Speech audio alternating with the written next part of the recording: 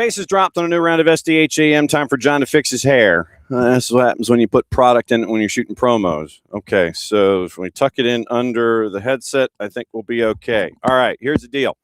It's Thursday Thoughts here on SDH AM. This is the show that we do where we like to catch up with our friends from Apple TV. We do it for Decision Day. We decided because it was so popular that we would do it for MLS Cup, kind of take a look at MLS Cup and the 25 season. And if people are willing, we'll do it again on the Friday before opening kickoff for the 26th season. So we do these shows to kind of catch up with our friends from Apple TV. Kirk Reynolds from MLS Soccer gets all the credit on the planet for this one because of his organizational skills. He is in South Florida trying to orchestrate everything having to do with MLS Cup and having to do with everything that is attached to us at the same time. The fact that we are, at the front, toward the front of his list is an amazing thing. And we're going to talk to as many folks as we can here in the next 2 hours or so. We do have some news to get into. Open Cup rules and regs came out. Atlanta United is involved in it. So we've got that. If we have some gap time, we'll get into the news as we go. So scheduled to appear today are the following. Here we go. It is Kyndra de St. Aubin, Sammy Sadovnik, Kevin Egan, Dax McCarty, Jake Zivin, and coming in a couple of minutes, hopefully, is our friend Jessica Charman. After 10:15 or so, or after like 10:25, I have no idea. So if Kirk finds other folks, brings them in, great. We'll keep talking to them, and we'll keep doing the thing. I got to run down to about 10:25. Like Jake is 10:15. After Jake, I have no idea. So we'll find out what's going on. Now, because it is early and it is in, out, boom, gone. That's the format for today. We'll catch up with our friend Jessica Charman, and we'll find out what's on her mind as we get ready for a lot of different things in Jess's world and in Jess's planet and all the stuff. All right, so we're going to bring Jess in hot. So, Jess, where are you, by the way? I'm in my house for the next few hours, and then I'll be flying to Fort Lauderdale, but to do the Women's World Sevens. But I'll be right in the vicinity, so I'll be feeling all the vibes, and I'll be feeling all the excitement. But yeah, I will be in Fort Lauderdale, Florida, doing the Women's World Sevens with a $5 million prize pot for the team that wins. So, I mean, that's pretty cool. Yeah, and I think it's the Wonder Twins that are doing the World Sevens, yes? You and KCD? We are one of the teams, and then it'll be Jackie Oatley and Jordan Angeli as well. And we'll also get to work with the likes of Jen Beatty. So DAZN has put together a really good team, and I'm super pumped because obviously I worked with DAZN for the Club World Cup. So it was nice to get another call, which kind of suggests that you didn't bugger it up too much. All right, so let's take a peek at MLS Cup. Do you have a prediction, one team or the other, or more than 90 minutes? Which lane? It's tough because if Inter Miami shows up that's shown up in the playoffs, they're a very, very, very difficult team to beat, right? But I think if you were going to pick anybody with the resilience, there's just something about Vancouver Whitecaps. I think it was Dax McCarty actually that called them the darlings of MLS on MLS 360. And I love that because it does feel like, obviously, Inter Miami has their own contingency of people, but anyone that isn't in love with Lionel Messi and Inter Miami, and anyone that maybe has a little bit of like, I understand that some teams, feel frustrated because their side maybe isn't as popularized. So I think that Vancouver Whitecaps is a great team to have in the mix to kind of help with that emotional component. There's going to be a lot of neutrals rooting for Vancouver. And when you look at their journey, the resilience they've faced, particularly the game against LAFC, which was one of the most exciting matches ever.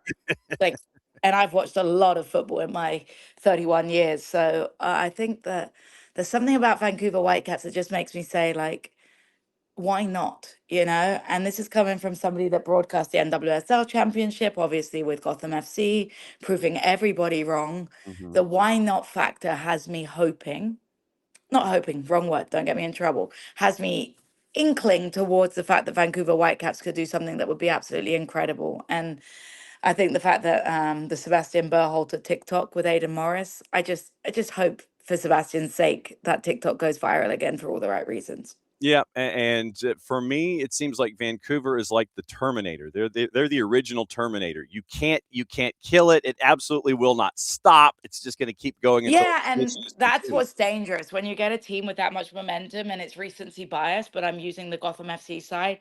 They knocked out Kansas City Current.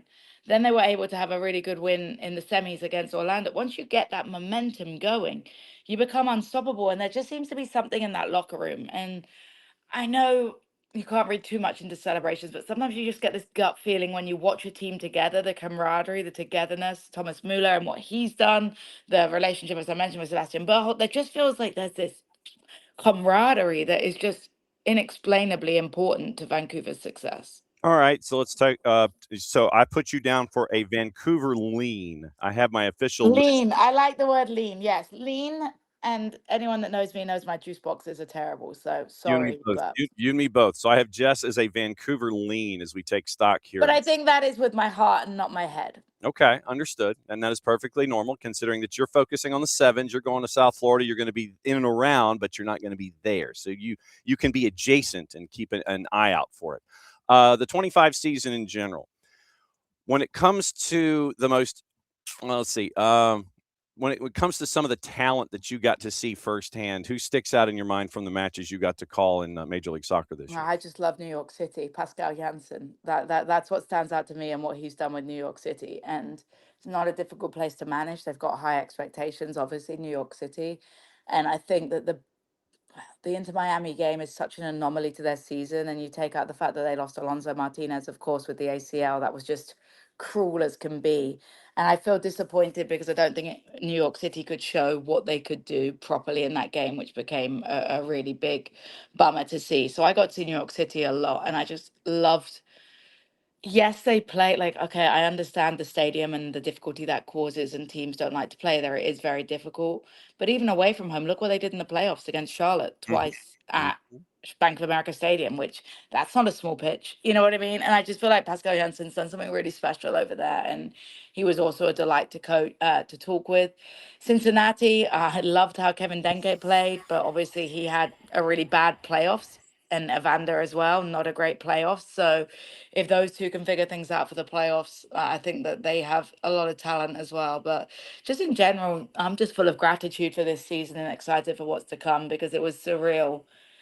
When you're in and around this league for so long as a fan contributor and then, local radio contributor, you earn your way through the rungs, and then to be doing it in the main booth is absolutely remarkable. So just keeping my fingers crossed for many more moments like that where I'm able to witness the talent firsthand because I just love being able to prove people wrong about Major League Soccer, because there is this stigma against English people that they come in and there's a Euro snobbishness. And I've always had an interest in Major League Soccer. And when Atlanta United came, obviously that was, ignited firsthand with being able to go to games. And there's just something really special about this league. And I'm excited where it can go, particularly with the World Cup coming and that truly being, it was before my time, but everyone talks about the catalyst for Major League Soccer, obviously being the last time America had the World Cup. And I really feel like we're at the precipice of something very special happening in this country. And I'm glad that I have a pretty good seat to watch that explode. Yeah, since you're reading my notes, I was going to ask you about Friday and draw day, and I know that you're going to be focused on more than one team in particular. And what the draw looks like. What kind of how big a day? You mentioned it, from I guess a local perspective, but for folks that may not get it, how big a day is Friday in the grand scheme of things when you have a World Cup draw? I just think being able to put the picture together, right? Like, as a soccer sicko, I'm excited no matter what because I think there is so many different exciting storylines. And uh, watching the smaller nations be able to qualify a few weeks ago was like incredible. So I think even though I have obviously the Anglo bias of watching England, watching the US, watching Colombia a little bit as well, there's something so special that I'll have my eyes on those smaller balls because it reminds me a lot of an FA Cup draw, and it's so funny watching those smaller teams because they want the big draw, they want the big name, but also there's something about picking teams that you feel like you could be the dark horse against. So I think it's completing the picture, knowing who's going to be playing locally, knowing who's going to be playing in cities that maybe you're expecting to go. And yeah, I think it just completes the picture. So I'm excited to see, what draws, what sides of the brackets, how things are going to look. But I'll tell you, the US has really turned things around. There was a lot of panic going on, and rightly so, this time 6, 7 months ago. And now the US is starting to have that, what did you call it with Vancouver, the wrecking ball mentality? I mean, come on. Yeah. All right. So as one enters or one exits, one enters. So we end up going and catching up with Kyndra de St. Aubin. So there's your handoff. So Jessica Charman, Kyndra de St. Aubin, Kyndra de St. Aubin, Jessica Charman. Good morning. Good morning. Powerful women in the house. What can you say, John? Are you feeling a little uncomfortable with these badass women going about? Absolutely not. I am a fan of the badass women. So Jess, have fun with the sevens, and we'll be watching. Be good. Thanks for kicking us off here on the chaos that is MLS Cup preview. Have a lovely morning. Take care, guys. All right, there goes Jess. And so Kyndra joins us now. And this is the fun of the day where it's like I have kind of a rundown as to who's going to be here. And, I just look in the green room and it's like, okay, somebody shows up. Great. Bring them in. Let's go. First off, thanks for dropping back by, because I remember last time when we were doing decision day, I think you were doing safe guesting from a car. That might have been it. Yeah, that might have been it. I did make it back to my place today because it was, when I woke up this morning, my phone said it was -8, and that didn't include the wind chill. So whoa, it's one of those days where you're not going out much. No, whoa, -8. Whoa, no. That's, it's like maybe 35 here, but no, that is a day for you to be inside to observe anything and everything going on. Yep. As always, when we bring you in for these days of chaos, MLS Cup, we'll start there. Jess is a lean toward Vancouver. Are you Messi and friends? Are you Vancouver and the Terminator? Are you 90 minutes plus? What are you looking at here? I'm Vancouver. That's my feeling too.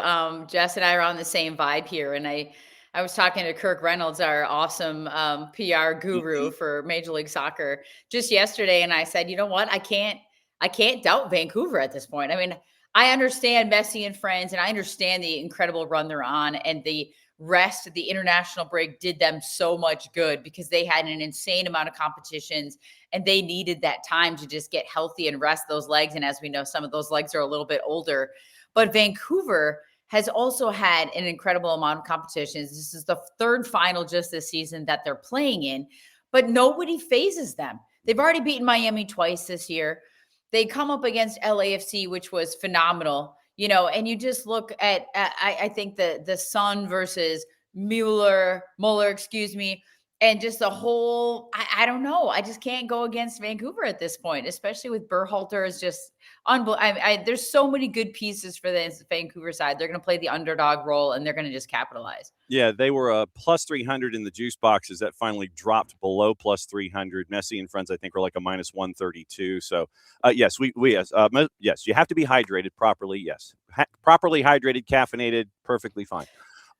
When you look at the back lines for both of these teams, you look at Inter Miami and you go, okay, I think they can be had, especially when you have, say, Cello Weigand going forward, Jordi Alba going forward. You drop it in where they were, and you're hoping that folks will fill in that space. Vancouver's getting Tristan Blackman back, but you're having to go against Messi, who's doing a different role, and you've got these 19-year-olds that want to run all day.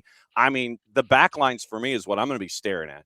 I think for some reason, Miami has figured something out defensively just in time, in the nick of time for the playoffs, because that has been their snafu the entire season, really, is can they get it together defensively? And I understand there's still some little gaps, there's still some holes, but for the most part, I think they have figured some coordination, some combination out, the way they've found some chemistry in the guys that they're throwing out there, and then they still score goals. And you said it, they've got these youngsters that are flying all over the place. Tadeo Allende has been phenomenal. I mean, the fact that you're not even playing Luis Suarez, not even having to bring him on late in these games, and they are still finding a way. And I know Luis Suarez said he's okay with that role, at least in the beginning of this postseason. I wonder, as this goes on, or even in the final, it's going to start to rub him. I mean, he's a competitor, right? So he's going to want to be on the field. But at the same time, when I look at these back lines, and Vancouver, I think, has the top hand because they've played together more consistently. They get Tristan Blackman back. So the fact that they were able to hold serve against a San Diego team that has been nearly unstoppable with their attacking pieces. I still give the edge to Vancouver. And even on the attacking front, I understand, Jordi Alba serving it up on a dime. I understand Tadeo Allende. Of course, you have Messi. We can talk about him all day long and all the pieces. Sergio Busquets, whether he drops a little deeper or he pushes up higher, what he's able to do in his vision.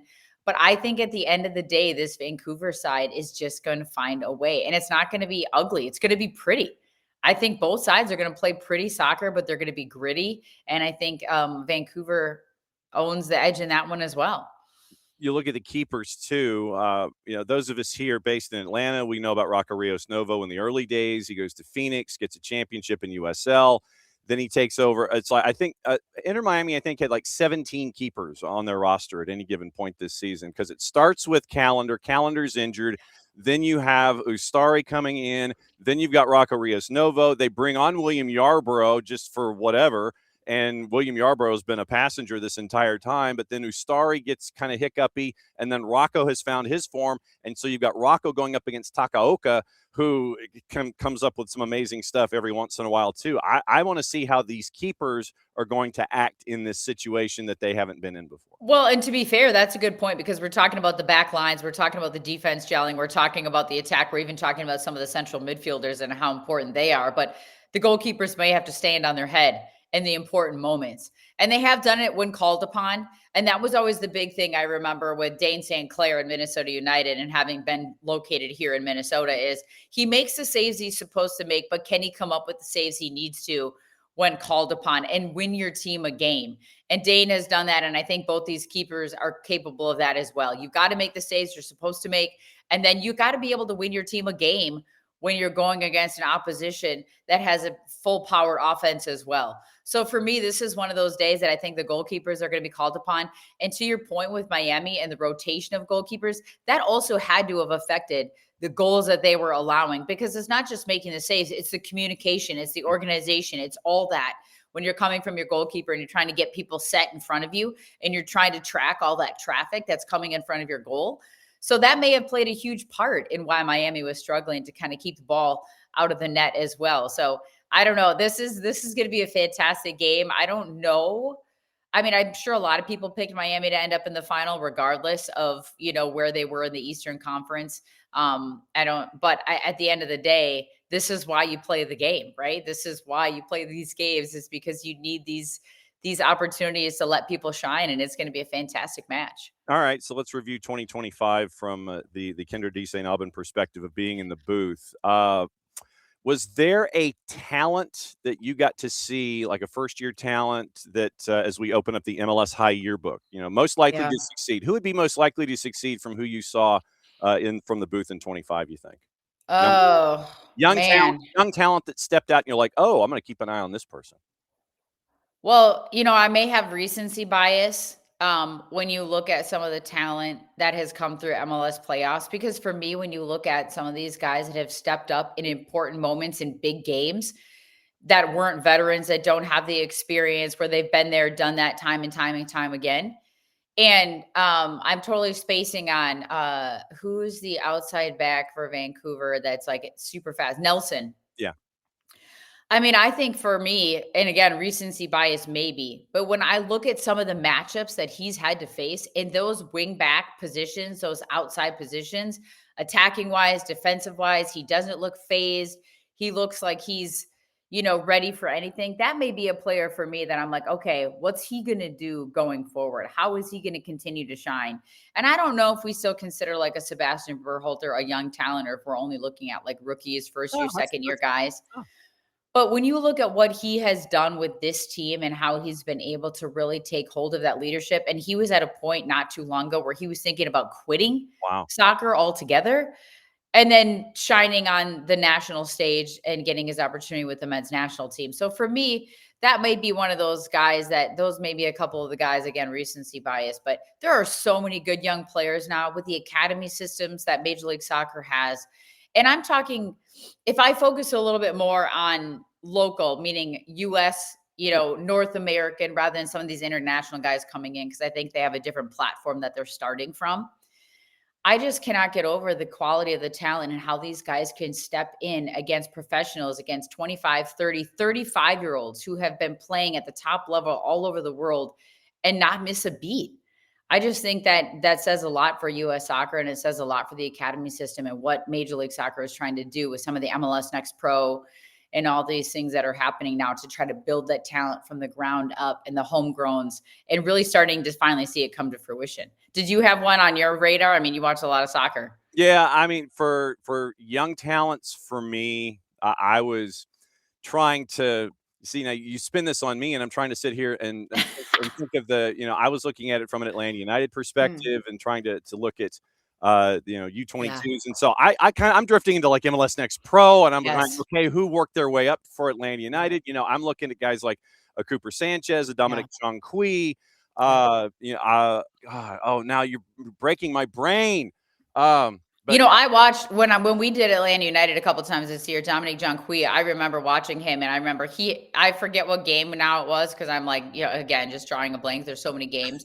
And he had one mistake that cost them a goal. And I felt so bad because the whole rest of the game, he was phenomenal. He got called upon last minute because I think Brooks Lennon or somebody got hurt like right before the game, and he didn't even know he was going to play. He hadn't played, and he didn't miss a beat in a very difficult role. And I don't know about you if you feel the same way, but these young guys that get put into the wing back positions, it's got to be one of the most difficult, because what you're being asked to do, and oftentimes you're going against one of the fastest players and most skilled players on the other side of the ball now, and you don't have a lot of cover in that outside space. You have to be able to defend 1v1 in a wide space with a guy coming at you full speed. In the middle of the field, you have a little bit more cover if you're a young guy. You have to, think a little bit quicker on your feet, maybe as far as playmaking. If you win the ball, where are you going to go when you win it under pressure?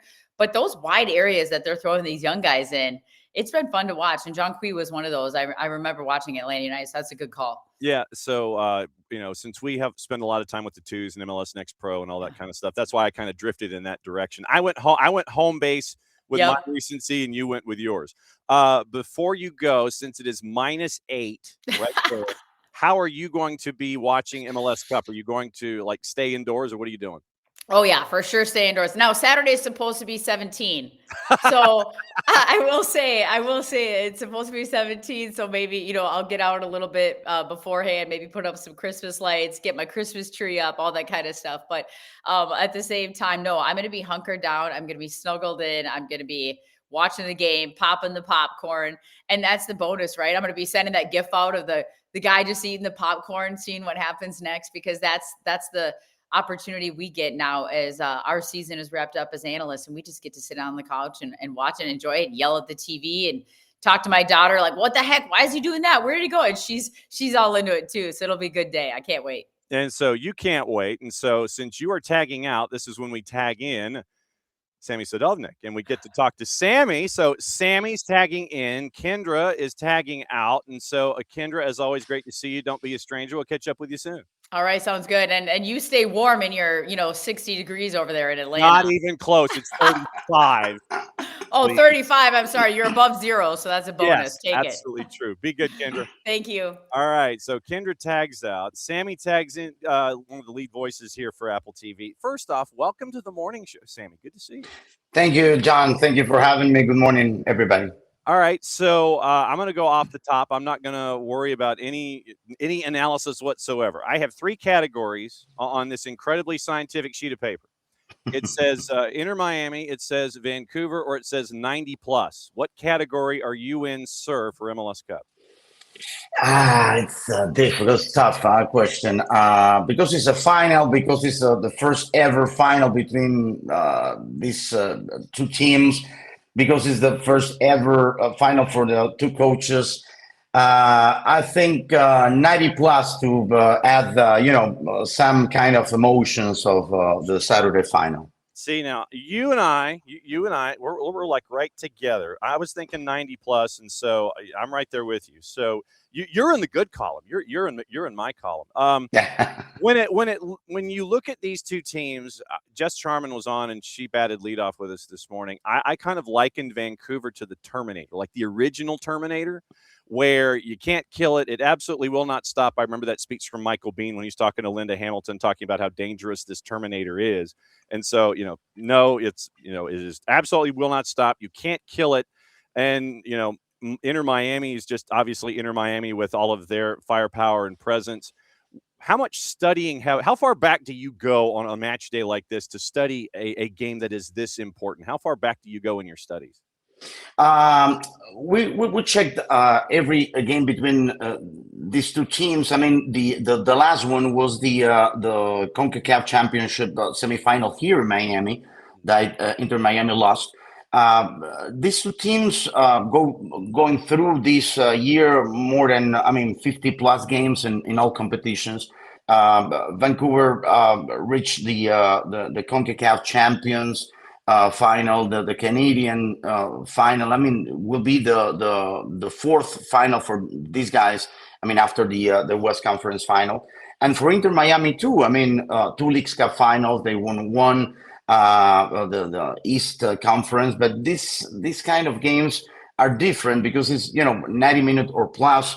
But the experience of both teams in terms of the players, I mean, Messi versus Thomas Muller, Rodrigo de Paul, the last dance for Jordi and Busquets, the last official game in this venue, in the Chase Stadium for these guys before they open it in April the 4th, the new facility, Miami Freedom Park. So I particularly watched the last 2 games between these teams, but I mean, there's no same game. I mean, it's a different one. So the last one was the semifinal. This is the final. So different factors around the 2 teams.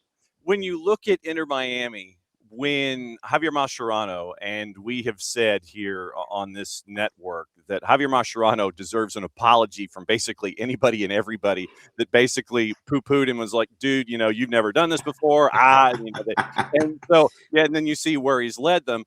But you look at what he has done out of necessity when Luis Suarez had to sit the one game, and then you have the young guys up front, Silvetti and Allende. Messi drops back a little bit. It has just turned into something that is, at points, it's just ridiculous and magical to see this combination up front with that offense. What has it been like in your observations and in your circles to see this change out of necessity turn into this absolute force of nature that is going to press you out of the building, and you better hang on for that full 90 minutes? I cut the season in 2. I mean, the regular season is one tournament, and then the playoffs is a different tournament. It's like in Mexico with the 2 tournaments during the season. I mean, La Liguilla, called Spanish. I mean, the playoffs. And Mascherano took 2 tough decisions. The first one changed the goalie after the loss 5-3 against Chicago here, and then he took the decision to put Rocco Rios Novo on as a starter, and Oski Ustari on the bench. And the second one, the toughest one, was the decision to put Luis Suarez in a different role. He was suspended. He was he don't have to take that decision in that moment. But with Silvetti out of the bench, with Baltasar, with Tadeo Allende, the scorer of the team in this postseason, with the 4 or 5 experiences players, Messi, Rodrigo de Paul, Busquets, Alba. I mean, the combination was amazing, and he found the team, the starting 11. I mean, he keep the same starting 11 the last 3-4 games. And Suarez, he told us that he explained to Suarez, and he accepted this kind of new role on the team. And he's very supportive with the youngsters, and here's the results. They're in the final. It's crazy to see that you make these little switches out of necessity, and you see how things are in key moments. Yeah, exactly, absolutely true. And so if you are Vancouver, and you see that starting 11 that Javier Mascherano has out there now, how do you anticipate Vancouver attacking Inter Miami to try and be successful, going up against a young keeper in Rocco Rios Novo, who has come up big. But how do you anticipate Vancouver going after all of that Javier Mascherano has built here in this second season? I think that the key of the game for them must be, first of all, the pressure. I mean, with Sebastian and as a 5, and they return with Tristan on the back. But the pressure, number one, and the transitions with Muller trying to get wide as a forward, or Wisabi. I mean, I think those two things are for me the most important for them. I mean, pressure and transition, because Miami is good from the middle field to attack, but they have some issues on the back. I mean, probably Fry or Wenger will be the right back, but as a memory, the lineups with Alba left back, with Ian, with Noah Allen and Falcon. So if they pressure and they find White in good moments with Savvy as a forward, left or right, they can find the good way to be dangerous against Miami on Saturday. When you look at the 2025 season and all the games that you've called and everything that you've covered, if I had told you that MLS Cup was going to be Vancouver and Inter Miami, what would you have told me? Was the same as last season. I mean, New York Red Bulls against Galaxy. I mean, it's amazing. This is the number 3 in the East against number 2 on the West. Could be San Diego, Philly, but this is the time for Inter Miami. I've never thought Vancouver can reach so far in this season. I mean, besides the arrival of Muller, I thought could be Miami against LAFC, for example, right? But it's not a surprise for me, the Vancouver thing, but it's a tough team. It's really difficult to play in the BC place. It's a long flight to go from the east to Vancouver, and Sorensen find a good spot in with his team, besides the loss in the final against Cruz Azul in Mexico, with the altitude and the smoke and everything. But I think it will be a very nice and interesting final on Saturday. Of all of the teams that you've covered this year, what were some of the cooler stories and cooler surprises that you got to cover this season when you were looking at Major League Soccer? I mean, the LAFC with Heung-min Son was amazing. As soon as he arrived, we talked with some Korean journalists that cover exclusively the games for LAFC for Son. I love Columbus. I mean, we will miss Wilfred Nancy now in Celtic, because the DNA of Columbus with Wilfred. I love the story of Philly, for example, to win the Supporters' Shield with Ty Baribo, was an amazing scorer, and Cincinnati too. But the nice story is Miami. I mean, they are building the new facility, the investment, more than $350 million for the Miami Freedom Park. For them, for the organization, for the entire organization, for the Mas brothers, and this commitment for this community in Miami, they need for next season to open the new facility, this star and this MLS Cup, absolutely. Yeah, and it's going to be fun to see Freedom Park come to fruition. I still think it's too small, though. I still think that you could probably. I know that you can't. It's like 25,000, right? Yeah, and it's like, but I know that you can't build it any higher because planes are coming in. From the airport, right? And so, but it's like, I just maybe go deeper into the ground or something. I've always thought that right now MLS stadia should be 30,000 or more. I've always thought that if you're in the 20s, you're underselling what you can be in a marketplace. And so I worry, that place is going to be sold out, and it's going to be loud, and it's going to be pink and black and everything. But I just don't think that it's big enough. And if you're trying to promote and grow the league. Yeah, absolutely. I mean, most of the stadiums, besides the NFL stadium Atlanta or Vancouver, most of the MLS stadiums are like a 26,000 Snapdragon, for example. Yeah. But in this town, it's very difficult to find a land. I don't know how the Mass Brothers find that land was a golf course close to the airport. Some difficulties with the traffic because you have only two entrances. They are building a third entrance. Will be tough, but I know they have to deal with. I live in this town 25 years now, so it's difficult to deal with the politicians here. So it's Miami. So, but they found a nice land, a nice place, and also for this community will be like more than 15 or 20,000 employers around the facility. Besides the parking of the stadium, they're building on hotels, restaurants, all the entertainment center for not only for the soccer fans, for sport fans in this city. Will be really amazing from the April the 4th. As always, cannot wait to see what you guys have going on when it comes to MLS Cup. Always enjoyed catching up with you. Oh, by the way, who is your team back home in Peru, by the way? Universitario Deportes.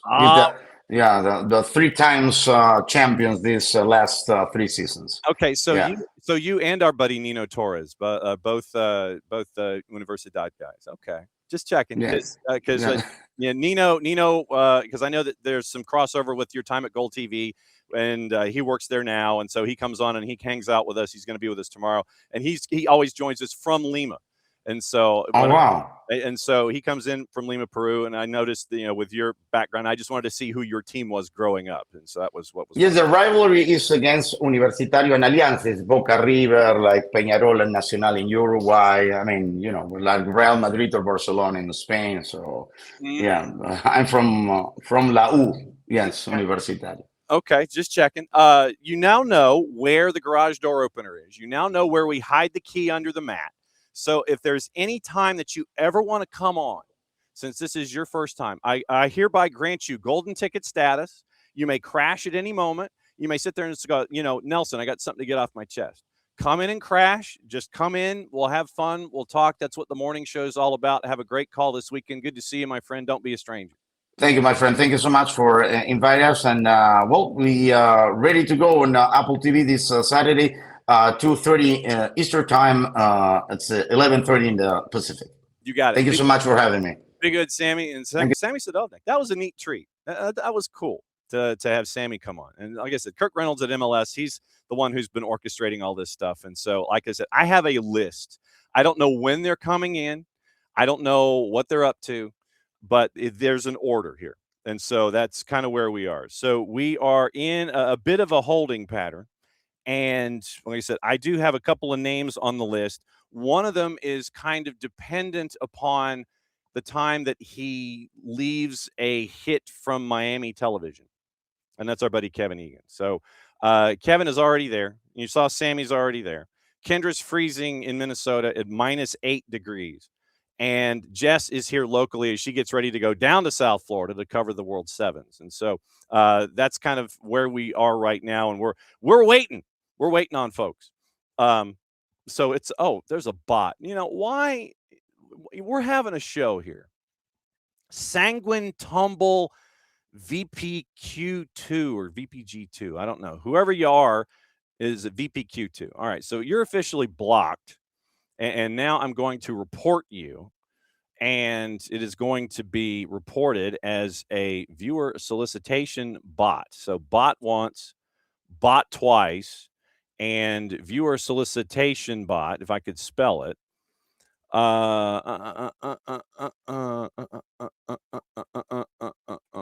Viewer solicitation bot, 23 characters, report submitted. There we go. So the report has been submitted on the bot. Okay. Let me break down what's going on. Obviously, tomorrow is going to be a very, very busy day here. And the way that it's going to shape up is this.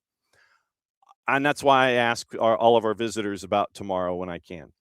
tomorrow morning, we're going to be live at Benchwarmers in Decatur to do the morning show. Like I said, I don't know how open they'll be because they're getting the place ready for the draw and everybody coming in for lunch. I'll be there, obviously, through the draw, but we're doing the morning show there from Benchwarmers in Decatur.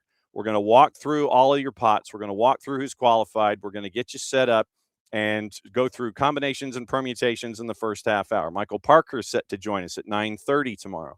And we're going to break everything down with Parky about U.S. soccer, what it means, what he remembers, and what it's like to know people, that what's it like to represent your country, that kind of thing.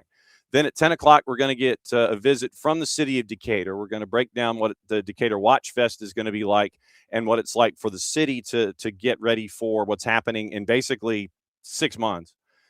Indigo Girls are going to be giving a free concert. That news came out yesterday, too. So Big Boy coming in. Indigo Girls are a part of it. We're going to find out what's going on with the city of Decatur and Decatur Watch Fest at 10. And then after that, Maddie and Jason are going to join us from Brew House, just to kind of give a bit of a tease. Then our buddy Nino Torres from Gold TV is going to join us. He's going to break down CONMEBOL for us at 10:30. We're going to hand off to Maddie and Jason at Brew House at 11. They're going to go from there. They're going to do a bit of a preview, getting you squared away for the draw. Then we're all going to watch the draw. And then after the draw is over from Brew House, Maddie and Jason are going to break it all down for you. And so they're going to be at Brew House after the draw. They're going to look at all the groups and everything, try and find a group of death, find, whatever is going to go down from the draw in and of itself. And we'll see what Kevin Hart has to say about who's in which group and all that. They had the celebrities that were named that are going to be a part of it. Tom Brady's going to be a part. Wayne Gretzky's going to be a part of it. And the musical acts, we know that are going to be a part of it too. So it's going to be like 2 hours of pomp and circumstance, we think. So like 12 till 2 or 2:30. And really they could do the draw in about a half hour, but everything else is going to be the pomp and circumstance and all of the stuff going on in and around it. Is going to be a part. I think Heidi Klum's going to be there tomorrow, all that kind of stuff. So after the draw, so they're going to lead into the draw. They're going to take the draw. They're going to watch the draw. Then after the draw, they're going to come back, break the draw down.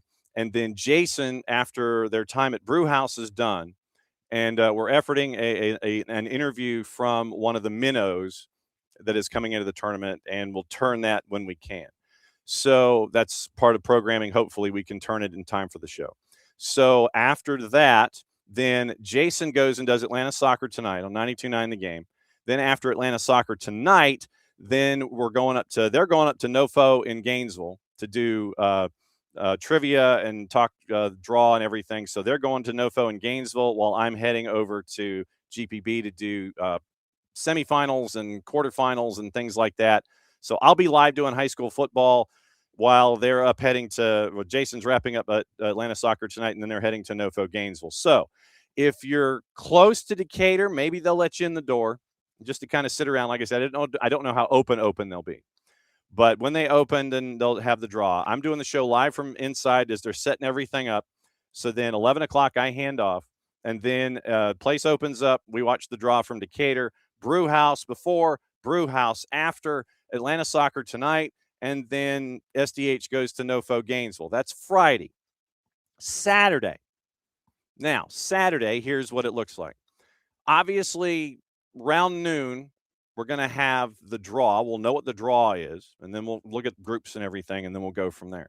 Then we'll have the draw. We'll look at that, and then we got MLS Cup at 2:30. And one of the guys that is busier than you know what in the state of Florida, after having some guy named Tata Martino look like a cameraman. So we're going to go and find out what's going on in South Florida. No dilly, no dally zone. Kevin Egan, where are you? Hey! I'll tell you where I am, guys. We are here, Studio A. In CBS Miami. Yeah. And look who I have, huh? Look who I have, a little friend of mine.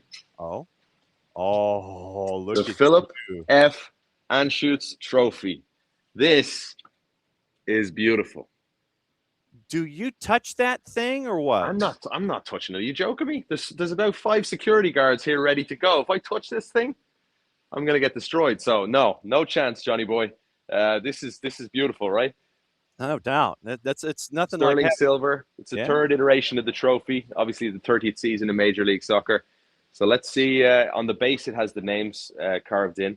The base is put away for now. So yeah, we're here at CBS. Just did a just did a live hit here in Miami, and everybody's really excited here in Miami. Like a lot of the staff here, you can tell, are big fans of the team and really excited to get this team closer to Miami, to get it in Miami next year with Miami Freedom Park, because obviously, Chase Stadium is up closer to, Fort Lauderdale by the sea area. So, how are you guys doing? Everyone having a good show?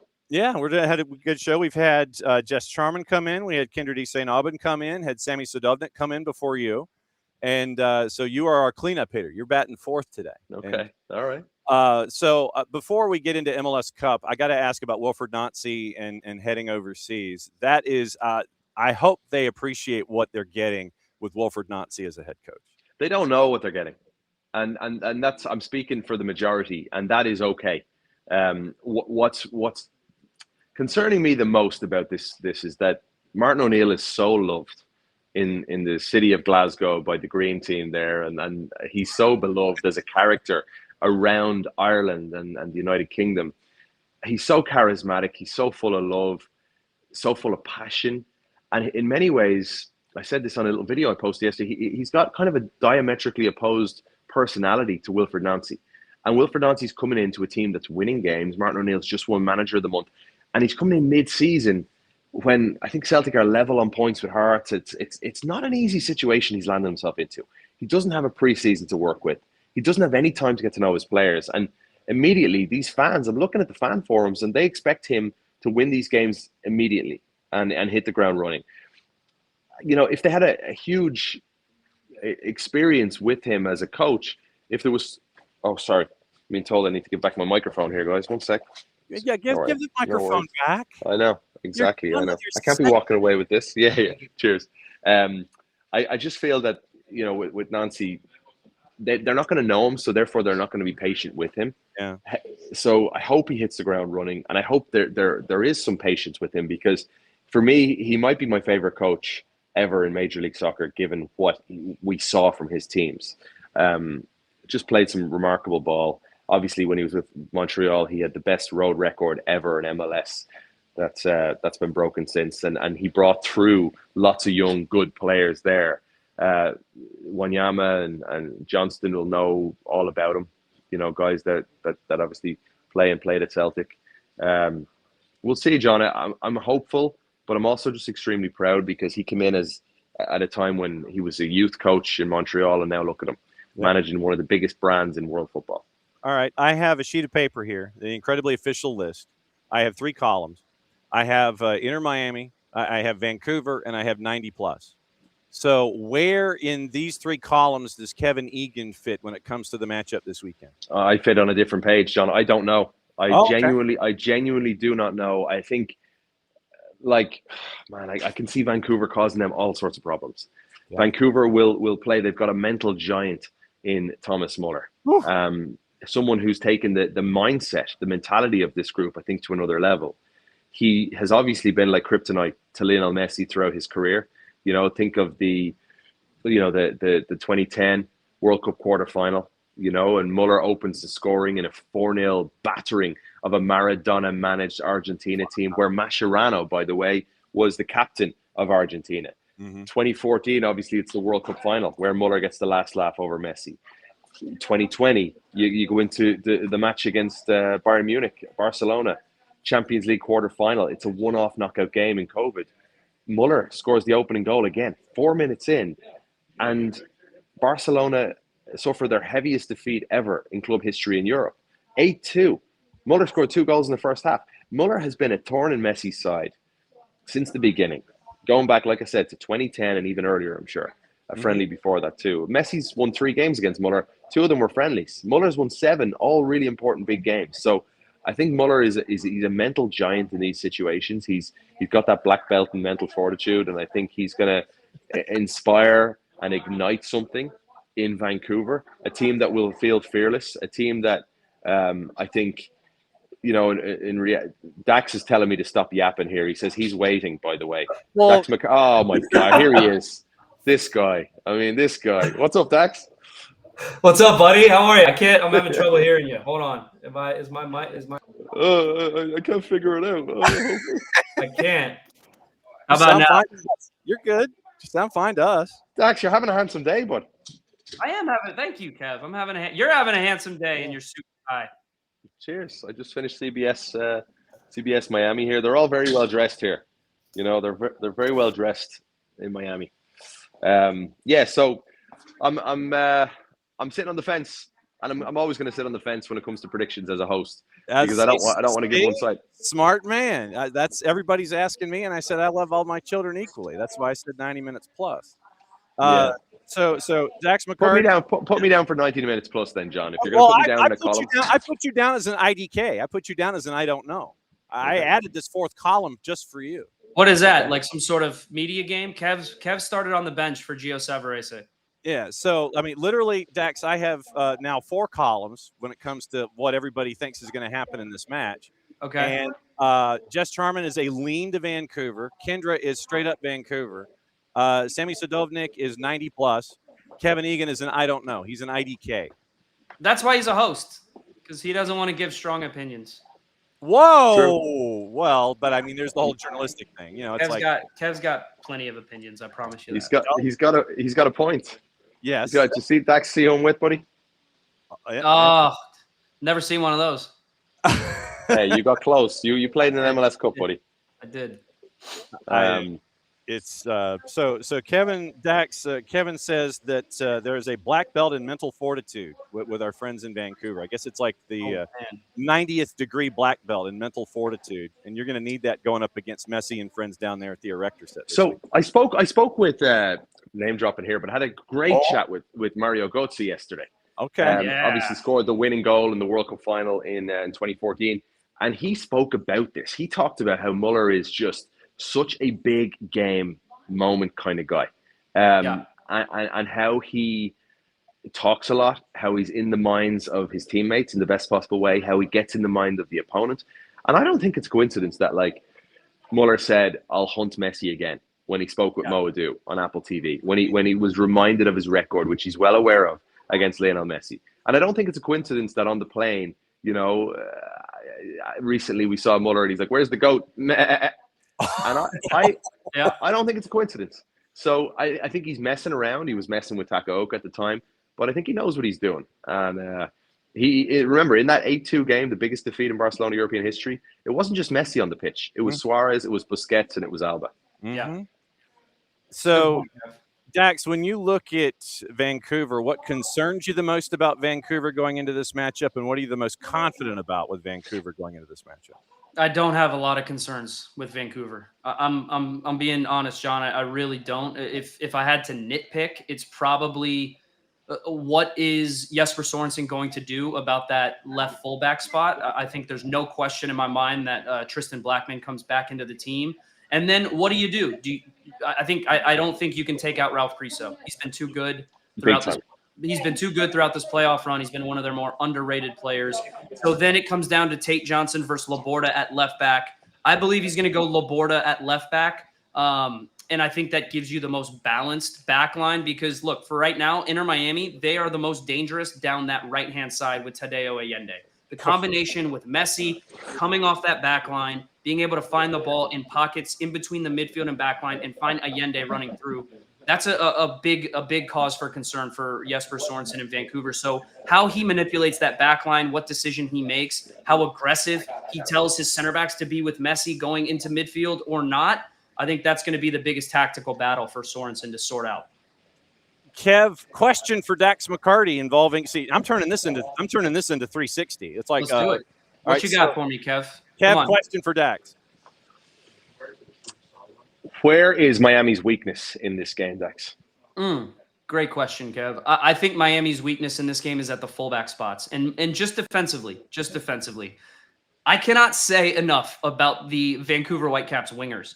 They are some of the most fun players to watch in Major League Soccer. First of all, we haven't talked about Sabi enough. He's been brilliant. We had a couple weeks ago a good conversation on the show where Bradley Wright Phillips called for his inclusion in the U.S. men's national team. And I don't think that's outside the realm of crazy possibility. I think it's too late for him now with Pochettino already having, I think, a set group of players he's going to choose from. But that's how good Sabi has been. And then Ali Ahmed on the other side, I think he still has right fullback Ian Pilcher from San Diego in the torture chamber. I mean, he was literally toying with him. So those two wingers, I have questions about how aggressive Jordi Alba is going to be, because if Jordi Alba is aggressive, that's where Vancouver can hit them in transition in behind him. And then if Ian Frey is fit enough to start, do you play him or Wygant? Because that's a massive one. That's a big decision for Mascherano. Who's a better 1v1 defender, Dax?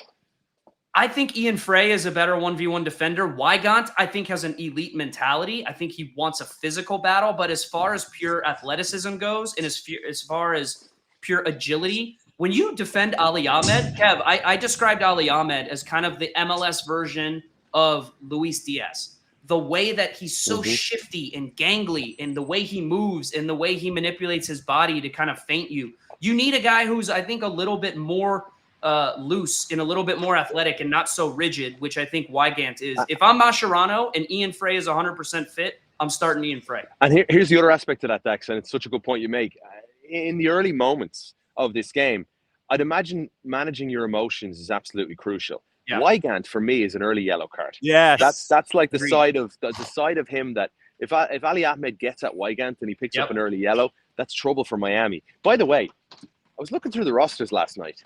It's crazy to me. Ali Ahmed is on the supplemental roster. So it's insane. Wow. Like, he's so valuable. He offers so much for this team. And it's not only him. When you look at the supplemental roster for both of these guys, or for both of these teams, it's, Priso, I believe, is on there, Ali Ahmed. There's another one for sure on Vancouver I'm forgetting about right now that's a starter.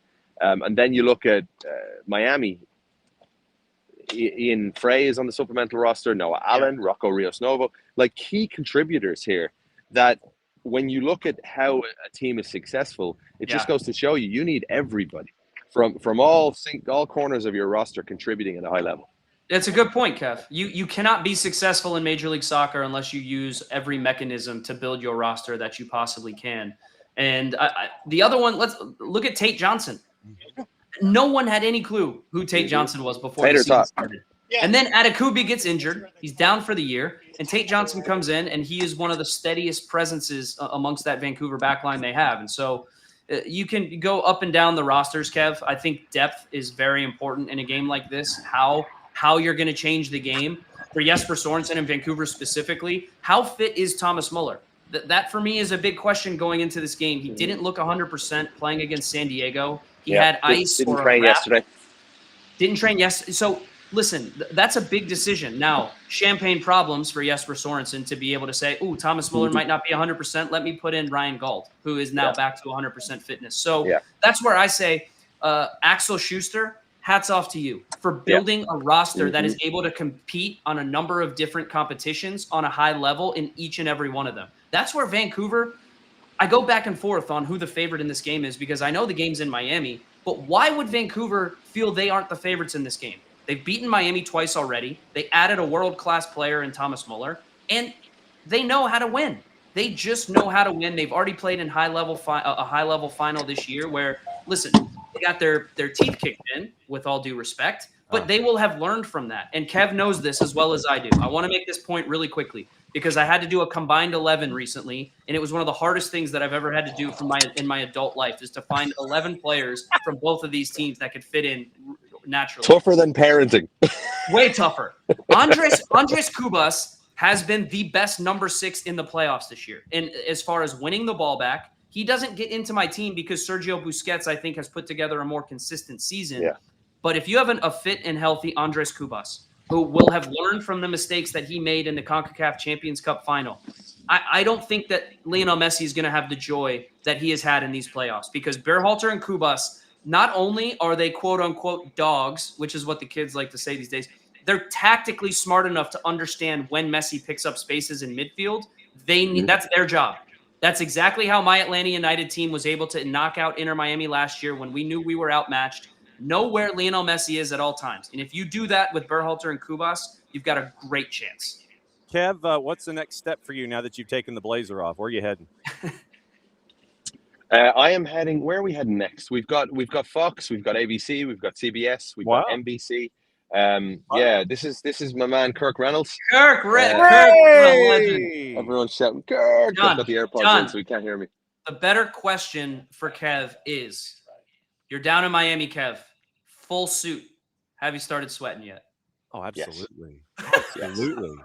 And I haven't Yes. even had anything to eat yet, Dax. You'd be surprised by that too. John, me yeah. and Kev, we're on a pickleball kick right now, so it wouldn't shock me if Kev tells me to bring down some runners. He's found a pickleball court I'm for us sure to he play has. on. Tell everyone the great news that happened last week, Dax. We haven't even talked about this. Kev, for months we've been playing pickleball, John, and he hasn't been able to beat me or Sasha Question 1v1. They're incredible, by the way. They're incredibly good. He was able to get the monkey off his back. He Wow. broke his duck against, who do you think, John? Me or Sasha? Oh, Sasha. Yes, great stuff. I'm I mean, happy to come hear on you say now. that. But he was able to win, and that's how we stay sane up there in Stanford when we're not in studio. Well, I figure Sasha has to make sure that the lettuce stays perfect and that the Snidely Whiplash mustache doesn't move. So his movement is somewhat constricted, against someone like you who's used to probably doing things inside a Hyundai Santa Fe for parenting. And so, look, you've safe guessed in a Hyundai Santa Fe. So I know that you're kind of you can color outside the line. Sasha, I'm not so sure. Yep. He's finesse. Sash plays pickleball like he played the game of football, and so does Dax. Okay. Dax is like full grit, never give up. He's got class shots. Dax is so good at this game, man. But Sash and Dax, when they play each other, I don't know who's going to take it because they're so different as players. I think Sash was stunned because I took an early lead. I went 4-0 up on him, and he's like, oh my God. And then he started you could tell he was a little bit rattled, I think. And then when I finally got over the line and I beat him. What was the celebration like, Kev? I didn't celebrate. I didn't celebrate. I just went, nice one. All right, let's go again. Because I want to act like I've been there before. Okay. Yeah, but you haven't. You should celebrate. I know. Well, if there were more people there, I probably would have taken off the top and run around pickleball. Okay, good. Fair enough. The jersey, but the fact that it was just the two of us and it wasn't even on video, it was a little bit underwhelming. To be honest with you, I nearly would have preferred if I lost. Yeah. And it rolled into next year, and the momentum, and the story built. It's a little bit underwhelming. No doubt. Kev, continue sweating. We wish you nothing but air conditioning today as you do the car wash with all the local affiliates with a fancy trophy. Dax is going to hang with us for another couple of minutes. Jake Zivin coming up around the corner. Kev, love you very much, my friend. We'll see you soon. Cheers, guys. And check out CNN World Sport today. I had a great chance to pop in Atlanta downtown with Don Riddell and some of the great people there. So had a chance to pop in, and I'll be on CNN World Sport all day today, previewing MLS Cup. In addition to all the Miami affiliates. Be safe. Kev's the busiest man in Major League Soccer. No. See you tonight. Cheers, guys. All the best. Take care. All right. So now, Dax, we finally have a one-on-one situation here. Kevin's like 19 different places today. Yeah. You mentioned all of these matchups. Cello Wegant, for me, that is a big red flag, as is Maxi Falcone at times. You mentioned guys like Ovilus coming off the bench, Cello Wegant and Maxi Falcone. Those guys for me are walking cards if you push the right button or if you beat them over the top and they're having to come back quickly. Yeah. That to me is one of those early concerns, that backline with Falcone. He's got great lettuce, but at the same time, he's a walking yellow at times. And Cello Wegant, if he starts, I think that you can get the attack working down the left-hand side for Vancouver to get that advantage and have them pinned in if they get that early yellow. Yeah, it's a good point, John. We've seen that throughout the year that Wygant and Ovilus, they have trouble controlling their emotions sometimes. But Wygant, he's a good player. If you put him in a 1v1 matchup where his job is just to defend, he can make Ali Ahmed's life very difficult. But the problem is then you don't have a lot going forward. And so that's why I think Ian Frey, he just offers you a little bit more going forward. He's more comfortable in the attack. He's more comfortable combining and providing that balance on the right-hand side to Jordi Alba on the left. But also Ian Frey, I've seen growth in him this year from a defensive standpoint. Mm-hmm. I think tactically, he knows when to read plays a little bit better. I know he knows when to tuck in, to be next to Maxi Falcone, to be able to put out fires. But also, if he needs to get out and defend in space 1v1, he is athletic enough to get beat maybe initially, but then recover. I don't think Wygant has that same athleticism. He doesn't have that same burst of speed that Ian Frey has.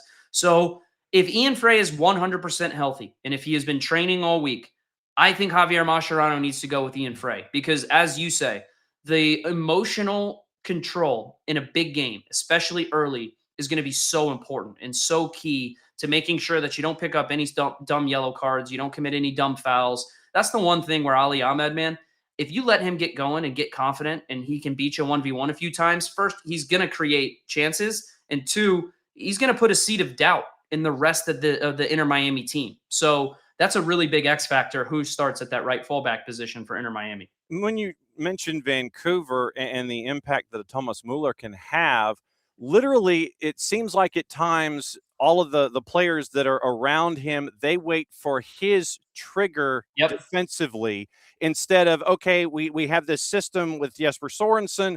We know what we're supposed to do. But then you add Thomas Muller to this mix. Muller seems to know the exact moment. It's like, okay. And literally, it's like, Mickey in Rocky 2 where he goes, now! And, and then that's the trigger for Rocky to start fighting left-handed. To have that kind of a presence in a game like this, obviously important as well. Of course. It's like having another coach on the field. That's why Jesper Sorensen, I think it was a no-brainer to go and make this move and sign Thomas Muller. Firstly, because you know the quality you're going to get in the final third, which he has proven. I believe 8 goals in 11 games or something ridiculous like that. And it's also the intangibles. There's a lot of stuff that data and numbers and XG can't quantify. And what you speak about is intangibles, the leadership, the body language, the demeanor, the ability to read the game. These data will never be able to quantify that. That is something that is a feeling. That's something that we have to see with our own eyes. And Vancouver has gotten even better as a unit when they press high up the field and defend, because Thomas Muller knows when to set those triggers and when to set those traps to be able to press. And so that's one area where I think teams in the playoffs have just shown Miami too much respect. They have given them the impetus to go and be able to be comfortable in possession. Every time I see Sergio Busquets on the ball with time and space and the opponent backline is high up the field, I'm like pulling what little hair I have left out. I'm like, guys, he is going to find a pass. Vancouver's not going to allow that. Part of Vancouver's DNA is pressing high up the field and not allowing a team to be comfortable. That is where Thomas Muller is so effective when he doesn't have the ball. That's what a lot of people don't recognize, is that coaching instinct on the field to be able to raise the level of a team in defensive intensity and pressure. That's another big X factor going into this game. You don't allow Inter Miami to get comfortable. Dax McCarty dropping by, breaking down MLS Cup and anything else on our minds, as we've talked about Kevin wearing a full suit already this morning, 400-degree weather. I guess this to me is that 50-50 question then. When Lionel Messi is Lionel Messi, once again, I feel like quoting Mickey from Rocky, don't let that bastard breathe. That you want to have 2 or 3 guys on him, so the second that he gets the ball, you collapse on him so he can't make the decision and have time to create. Yep. And then because of positional gravity, that means that other folks are open, and you've got to try to figure out, okay, I need to have him steer that pass in a direction he's uncomfortable. Yep. That to me seems to be a part of this give and take that Vancouver's got to figure out. Yeah, you want to clamp down on him, but then you've got to figure out, okay, where is that radar going and where's that pass going when we do collapse? That's going to be one of the big chess matches to me in this. Of course. Well, that's always the balance, is how aggressive are you in trying to send numbers at Lionel Messi, making sure that he doesn't have time and space at the risk of other players being able to hurt you. And I mentioned this before, but when my Atlanta United team ended up going through in the playoffs last year against Inter Miami, they were the better team. We were outmatched and we didn't have as much talent as them. But tactically, we said, if we are going to get beat, let's make other players beat us.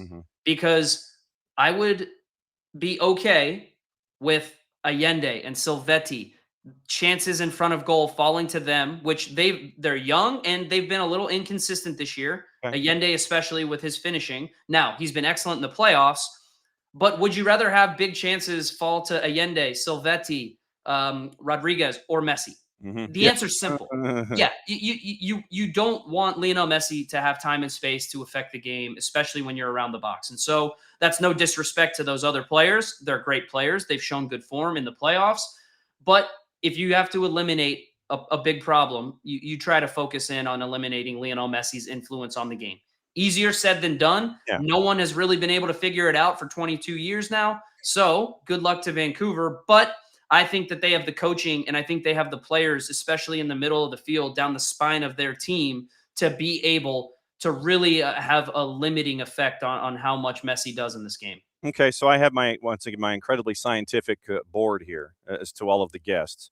So are you in the Inter Miami category, the Vancouver category, the 90+ category, or the Kevin Egan? I don't know. I'm an anchor and I love all of my children equally.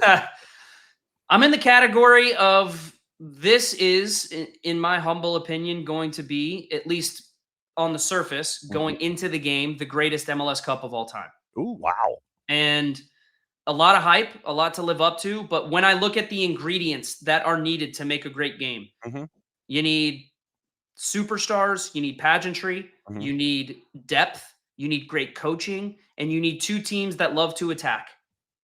The recipe is there, John, for a great final. Okay.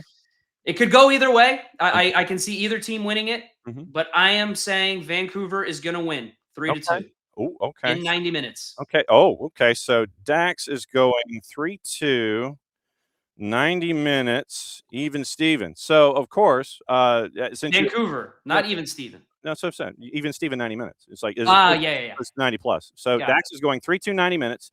That Vancouver seems to be in the column of choice so far. So Dax. Oh, wow. Okay. Yeah. Jess Charman was a lean. Kyndra picked Vancouver in 90. You're picking Vancouver in 90. Yep. And so since it is 10:15, we bring in somebody else and we go for the handoff here. And we bring in Jake Zivin. Someone a lot more handsome. Good choice. Oh, Jake, where's the microphone? There it is. There he is. Hey, I usually have somebody do that for me, so I'm sorry. John, you've got to hold our hands through all this technical stuff, okay? Yeah, right. Exactly. I didn't know I'd be on with you, Dax, as well. Well, see, that's the magic of this. When Kirk Reynolds sets up the 2-hour show of chaos that we do for Decision Day, for this day, and then we're going to start our first annual opening day Friday as well. Literally, It's like I tell Kirk, it's like, look, line them up for me. And if anybody comes and I'll knock them down. Basically, yeah. It's like literally, after Jake, if you find anybody else, don't tell me. I just want to be surprised. We'll crush it and we'll have fun. Yeah, exactly. We've got it. Yeah, it's got to be like mystery guest next time. Like which MLS on Apple TV person is going to show up next? If anybody wants to text anybody to say, hey, come on in. Come on. All right. Yeah. I mean, look, I texted Terrence, and I don't know if he's back from his honeymoon yet. So right. Yeah, exactly. He's been married for 2 weeks. Give him a break. Come so on. I literally said, we're in the show of chaos after Jake. It's 10:30 and fine, and he'll come in. When we did the Decision Day show, Tyler stayed for the first 45 minutes. He came in early, batted leadoff, and he came in. He was like me and Followell. He just kept me. Oh, that's awesome. Yeah. He went co-host, but literally that's what we do. It's like, stay as long as you want. Cool. Ask whatever questions you want. And look, it's just to have fun. But this is Jake's debut, Dax, by the way. It is. Yeah. It is. I think I was traveling on the Decision Day show day because it takes a long time. I live in Portland. And so often if we're going to Miami, as we are on this trip, it does take a long time to get there. You down there already, Jake? Looks like I am. Yeah, in beautiful Fort Lauderdale. I'll be joining you soon, buddy. Yeah, I'll be driving down. Be driving down today. Nice. In the Hyundai Santa Fe? No, not in the Hyundai. That's the family car. So this is the great part about it being in Florida. The wife and kids will get to come down for the game, and they'll be able to experience that as well. So awesome. The Hyundai will be transporting the fam. We got the secondary car cruising me down. Audi, little plug there for an MLS sponsor. So there you go. Wow. Bang. I'm learning. I'm learning this. Yeah. No way would Dax drive another car manufacturer to the 2025 MLS Cup presented by Audi. Yeah. Hey, no that's perfect. Dax knows Jake what Zivin. he's doing. That's perfect. Dax went 4 rings on his way out the door. As always, Dax, good to see you, my friend. John, thank you. You can crash it anytime, and we'll see you soon. Jake, I'll see you soon, buddy. See you soon, buddy. Safe drive. Yeah, all cheers. right. Dax McCarty out, Jake Zivin in. All and right. like I said, first off, welcome to the morning show. Traditionally, like I said, we're 9:05 to 11:05. We're Turner time kids. So that's why we have the 05. That's right. I'm a Chicagoan, so I'm a WGN guy, right? Understood. So, but I know Turner. I know Turner time well. Braves games and oh yeah, of course, man. And so now the key will be since you are a Chicago kid, and we're not going to do instant replay with Dan Rowan or anything like that, but if you and Taylor ever did a game from center field like Harry Carey and Steve Stone did, if there was ever a venue where you could do something like that, where you guys are out in the crowd and did something like that, I think we have 1 year left to do it at either Yankee Stadium or Citi Field before New York City open up their beautiful new stadium in 2027. So maybe we'll make it happen. See now, and From literal center field, which actually would be a decent view in either of those buildings. You got to figure out of the match. It'd be pretty much midfield. Yeah, well, yeah, or you would be, like second base at the 106 by 68 in the Bronx. I'm just saying, you'd be closer in. Exactly. So, and traditionally, like I said, you live in Portland, so you'd be like going, it's like, God, John's calling me. What's going on here? It's like, what time is it? It's like 6:30 in the morning. So, that is true. I do have to turn down some of Kirk Reynolds' requests. Like, he knows by now. He's like, it's at 5 a.m. You're like, what? No, it's not gonna work. He's got to be on the eastern side of things. I mean, Costigan might be out walking his dog, and he has said, hey, look, 7 a.m. I'm out walking the dog. You could do that then. That's fine. Sure. So enough about Keith Costigan and walking the dog. Yes. When you have this matchup and you're preparing for it, this is the play-by-play 101. This is where Cliff's notes and we help out everybody else. Mm-hmm. You're studying for a match like this. Do you just look at your old sheets from the 72 matches that you've called Messi and Friends this year? And do you use that? Does that trigger stuff in your head? Do you look at old game tape? Do you look at pre-Luis Suarez suspension, post-Luis Suarez suspension in the last three? How do you work it? Yeah, a little bit of all of that. Look, for Inter Miami, we've called, like you said, so many games of theirs over the past 2.5 years. Not this season, but potentially. I don't have a tally. I probably should. Of how many we've called since Lionel Messi arrived here on July 21st of 2023. It's been a lot, but in that way, it makes the prep a little more simple. It's a cumulative preparation that happens for 2.5 years. And look, it's not just the teams I'm calling. I mean, I'm like that with all of Major League Soccer. So it's not like I'm even if I get to a team that I haven't called that year, it's not like I'm scrambling and I've never seen this or heard of any of these players before, don't know anything about them, and I have 4 days to figure everything out. Who is this Buskets person? Yeah, exactly. Yeah, come on, we need a pronunciation guide. No, but so for Miami, look, it's just kind of updating the notes. It's getting maybe more specific information about history and finals, both from the team, which that's easy off the top of head. This will be their 4th final. But the players, the individuals as well, right? Whether it be Lionel Messi is the headliner, so making sure we have all of that down of how he's done in finals, how many if they win, what number trophy this would be for him. It would extend his record, international record, all that. Same with Busquets and Jordi. It's their final game, right? So maybe a little bit more attention. We know this will be their final game. A little bit more attention on them and their legacies. But again, I know all that. It's just making sure that the numbers are exact, right? If I say, hey, they've played, X many games in their careers and won X many trophies, again, it's making sure that exact number is accurate and is there.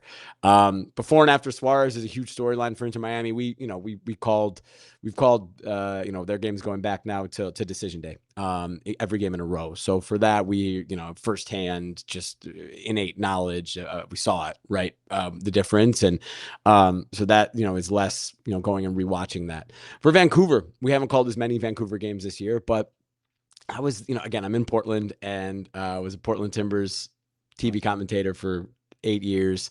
I know Vancouver just really well in the history of Vancouver and the evolution of Vancouver, from Carl Robinson to Mark Dos Santos to Vanni Sartini, and now Jesper the Leonard Doozy brothers and go that. No, sure, of course. Oh, I mean, I hope we get a chance to talk about it, but there's an incredible parallel between 1979 and 2025 for the Vancouver Whitecaps. The Whitecaps won the NASL Soccer Bowl in 1979. They took that city by storm. They were kind of a mediocre team for their first several years. They were pretty good in 78, and then they won it in 79. Them winning in 79 accelerated the construction of BC Place and bringing all the professional teams downtown, which is now such a staple of Vancouver. Ironically, this team may have also kind of changed, the off the field situation with Vancouver. They were announced for sale in December before the season started. And I don't know that they're going to get sold now, because I think the ownership group, and, there's some articles out there that, hey, maybe they've shifted their focus. And maybe that focus is now can we get a stadium built of our own, that is our own soccer-specific stadium? Don Garber was talking about that, not that long ago, that is essential for the Whitecaps. And if, say, they win MLS Cup, and say that is the impetus to now get them to build their own stadium, and it's this full circle from 1979 moment. But, same thing. That year they had a former World Cup winner, I believe Alan Ball, join mid-season, and spark them to win MLS Cup. I mean, this year they have a former World Cup winner, Thomas Muller, joining mid-season, and it's been fantastic. They beat the New York Cosmos twice during the regular season, which was, the Cosmos were the Inter Miami of the day, right? They had all the world superstars. They played them twice in the regular season. Exactly. It was after Pele. I know, but still, you said it's the same Cosmos. thing. Pele was there apparently, right? Just like on the sideline. And so they beat them twice in the regular season, and then they met them in what was the semifinal. So not the soccer bowl as it's known, but the semifinal of the playoffs, and they won again. So Vancouver beat Miami twice this year, right? In CONCACAF Champions Cup, and now they meet them. This time it's the final game, but it's the Cosmos equivalent. So it's just an interesting parallel between that 1979 team. That was the only time the Whitecaps have won a league champion, or a first division championship. So no, look, I try to get back to your original question. I'm a routine guy, and so I try to keep my routine pretty much the same. There's just a few more things, because it's a final, that you want to make sure you have down to make sure you get the proper context of MLS Cup. All right. So outside of X's and O's, I want to ask a Jimmy's and Joe's question here. Okay. Outside of the Gulfstream Galacticos, outside of Lionel Messi and all of the big names and the shiny objects for them, and Mueller coming in and the stars there, give me if we do the show open, and then you have the tombstone, keys to victory down low corner, and they show title over wide, and everybody's all happy in the erector set, and you see a lot of pink, and you see like the 14 Vancouver fans that are going to be allowed in. I hope it's more than 14. I know. It's like, we're only going to give you 50 tickets. That's the thing, right? Look, we know it was not a problem in Atlanta. I was there in 2018 with the Timbers, calling that game on the radio, and there were thousands of Timbers Army fans, because the building fits 75,000 people or whatever. So, but it is, of course, look, it's something that everybody needs to balance. And every time there's, an MLS Cup in a smaller venue, the number of away tickets available, yada, yada. It's just the reality of it. Yes. Anyway. So outside of all the star power, and yes, proper hydration, we believe in that here. Yeah. I the throat is that's the most important prep for the week, is making sure that, and there's so many people around. So I'm like, I need to limit how much I talk. You got to low gear it for most of the time, or sit there and have like a sign around your neck. It's like, I'm preserving my voice. Right. Like Taylor Swift in between concerts. Hand out a card. Well, hey, I'm not being mean, I promise. No, it's just like you just hand out a card, on like Apple TV stationery with an MLS stamp, an MLS Cup. That's right. My voice. That's why I'm not talking loudly. That's right. Other storylines other than the star power and the easy Mm-hmm. gravitations, and you mentioned all of the symmetry with 79 and stuff. Yeah. From the starting 11s that you anticipate, is there a matchup that you're kind of sitting there and is in the Jake Zivin spot shadow more than anything else? Yeah, I mean, look, first of all, the Jake Zivin spot shadow when it comes to matchups is a shadow that should be and is overwhelmed by the Taylor Twellman spot shadow when it comes to, because no, look, that's his role on the broadcast, right, is to point that stuff out. But I think Vancouver's midfield might be the best midfield in Major League Soccer. Kubas he's a great player. Andres Kubas has been a really good player for a long time for Vancouver. He's really broken out this year, and I think because of Vancouver's team success, now that is giving him more notice around the league as one of the best number 6s in Major League Soccer. He was fantastic in specifically in the Western Conference Final, just in the last game. I mean, that first goal, it's him. He takes the ball away, plays a 1-2, kind of dribbles through a couple guys, and then basically just passes it to the back post. And Brian White, I could have scored, any of us could have scored that goal that Brian White scored because of Kubas's work. Sebastian Berhalter, what a story. He's a 24-year-old. He's grinded.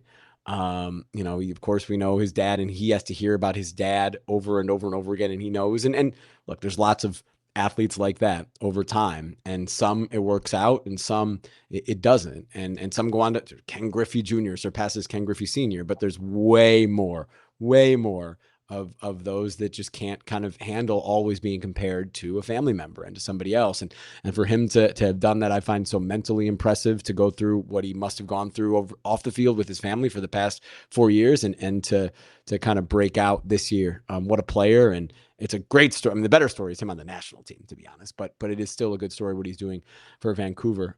So if those two guys can control the midfield, specifically Kubas and his pressure, I think, a lot of time in the Western Conference Final, he was going at Jeppe Tverskov, who was, who's a wonderful player. I put him on my best 11. He didn't make it. Berhalter did. But Kubas would go at Tverskov and pressure him, and not because he's the guy. He's kind of the metronome for San Diego. He's the guy that they want on the ball to distribute and start everything. He's the Busquets of San Diego. So can Kubas disrupt Busquets, or can Vancouver disrupt Busquets and his distribution from where he is, whether it be all the way back, and if they move him back and he splits the back, comes kind of a back three in possession, which they'll do sometimes if he's playing a little bit in front of their center backs. I think Miami's center backs, who are undersized, they start a 5'10" Maxi Falcone, they start a 5'9" Noah Allen at center back.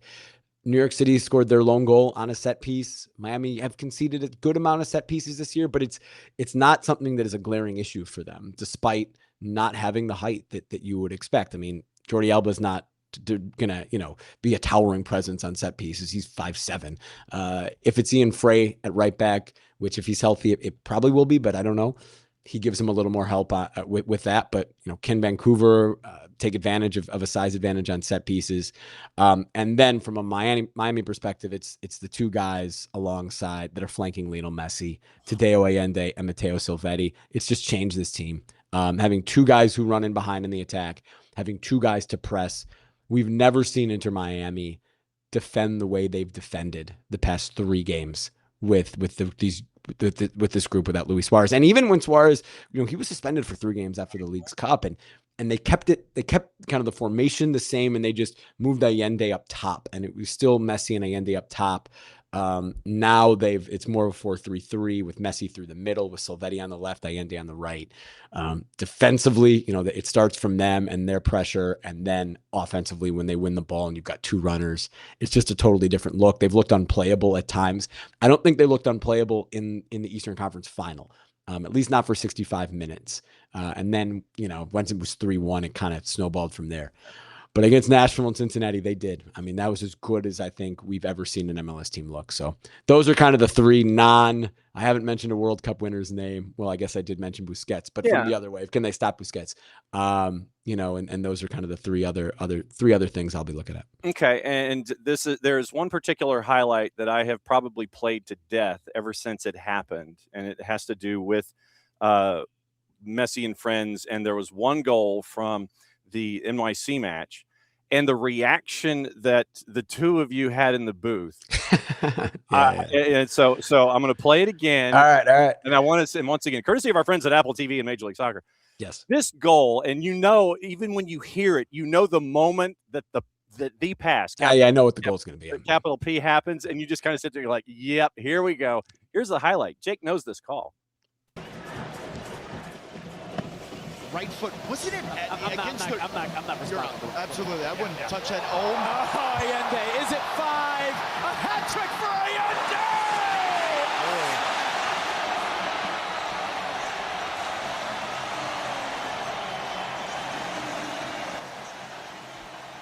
Yeah. I actually thought you were going to go with Segovia's goal, to be honest. The fourth goal, the Jordi Alba backheel. Yes, that was filthy. That's what I thought you were going to go with. But the moment when Messi makes the through ball. Yeah. And you're just whoa, when it happens in the booth like that. That's how dangerous. I guess in a microcosm, that 4th goal and then the 5th goal. Yeah. Just how dangerous Inter Miami can be. The best thing about that too is it cut off Taylor's 4-1 joke, which I didn't know was a thing. Apparently 4-1 is kind of like the new 6-7. I don't know. And so I literally had no idea what he was talking about. And he's like doing it up in the booth.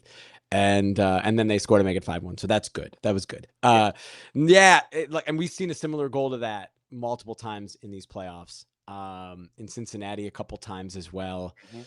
Yeah, I mean, it's just right. You have these guys that can run, and Messi gets on the ball, and though I think it was actually Yannick Bright who played the final ball in that moment, but whoever it is that's on the ball, and it feels, I think the first goal is going to be really important in this game because of that, right? Though again, credit to New York City. I mean, Miami went up 2-0.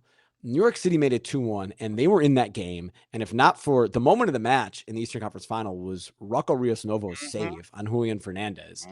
It kept it 2-1. It went out for a corner. On that ensuing corner, Miami counters, and it's 3-1. And now it's tough for New York City. But up until that moment, New York City were very, very much in that game, and I thought they were playing pretty well, especially in the beginning of the second half. But it's dangerous. But Vancouver will know that, and look, they're a confident team. They can hit you that way, in the same manner. They're going to get Tristan Blackman back for this game, the defender of the year. That's going to help. I don't know who he's going to pair with.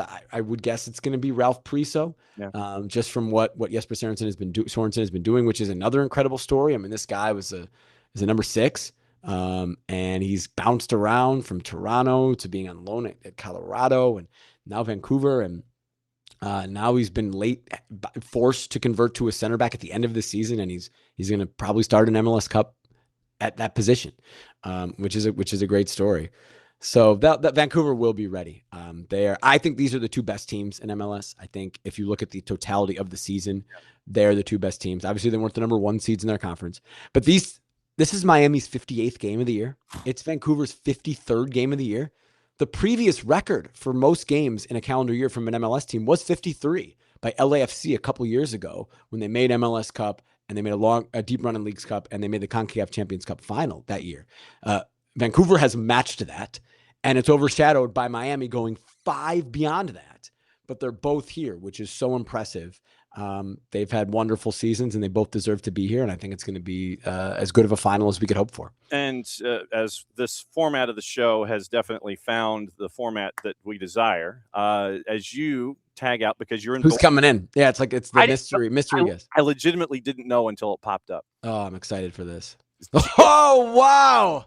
Gio, turn your video on. Yeah. Where's the camera, Gio? So of course I think he's got to work audio and video. Yeah, so we'll keep him up. Like I said, normally, Gio, I had microphone issues when I came on too. I said normally people do this for us. So yes. Our apologies. No worries. So I'll keep Gio up until the audio video portions figured out. Yeah, there you go. That's great. But oh man, exciting. I mean, yeah. No, literally, it was just like, okay, just send me people. Just literally. When you look back at the 25 season. What has stood out to you for storylines and things? If I had told you at the beginning of the year that it was going to be Vancouver and Messi and friends in the final, what would you have said? Oh boy, I mean, everybody would be surprised about Vancouver, wouldn't they? Not Miami.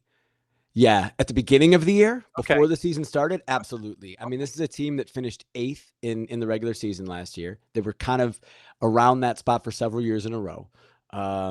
They didn't do a ton in the offseason to change. I mean, which I think is actually an underrated aspect of this Whitecaps team. They have kept this core together for a long time. Many of these of the core, many players of the core team have been playing together for 3, 4, 5, 6 years, and they've been in Vancouver for a long time, and they've gelled and they've gotten better together. Jaden Nelson, Emmanuel Sabi, they're important players, but those were kind of the big offseason additions. They've kept this team together. So they have a new coach, which, you don't know how that's going to work out. So at the very beginning of the year, before the season started, yeah, I would certainly have not. And I don't like to do predictions because they'll be wrong. And I don't want any of that. I don't want any of that bulletin board smoke when it comes to the big season predictions. And I don't predict games that I'm going to call just kind of from a principled standpoint. Oh, yeah. But as far as beginning of the season, I would not have thought that Vancouver would be here. Miami, of course, I mean, that wouldn't surprise anybody. They expect to be here. They've set that expectation for themselves, and everybody else shouldn't be surprised that they're here, but they have to do it. It's not easy to do it, right? It's taken them a third try. It took David Beckham when he came to LA. Everybody thought it would happen right away. I love this parallel as well. I talked about the 79 Whitecaps with the 25 Whitecaps.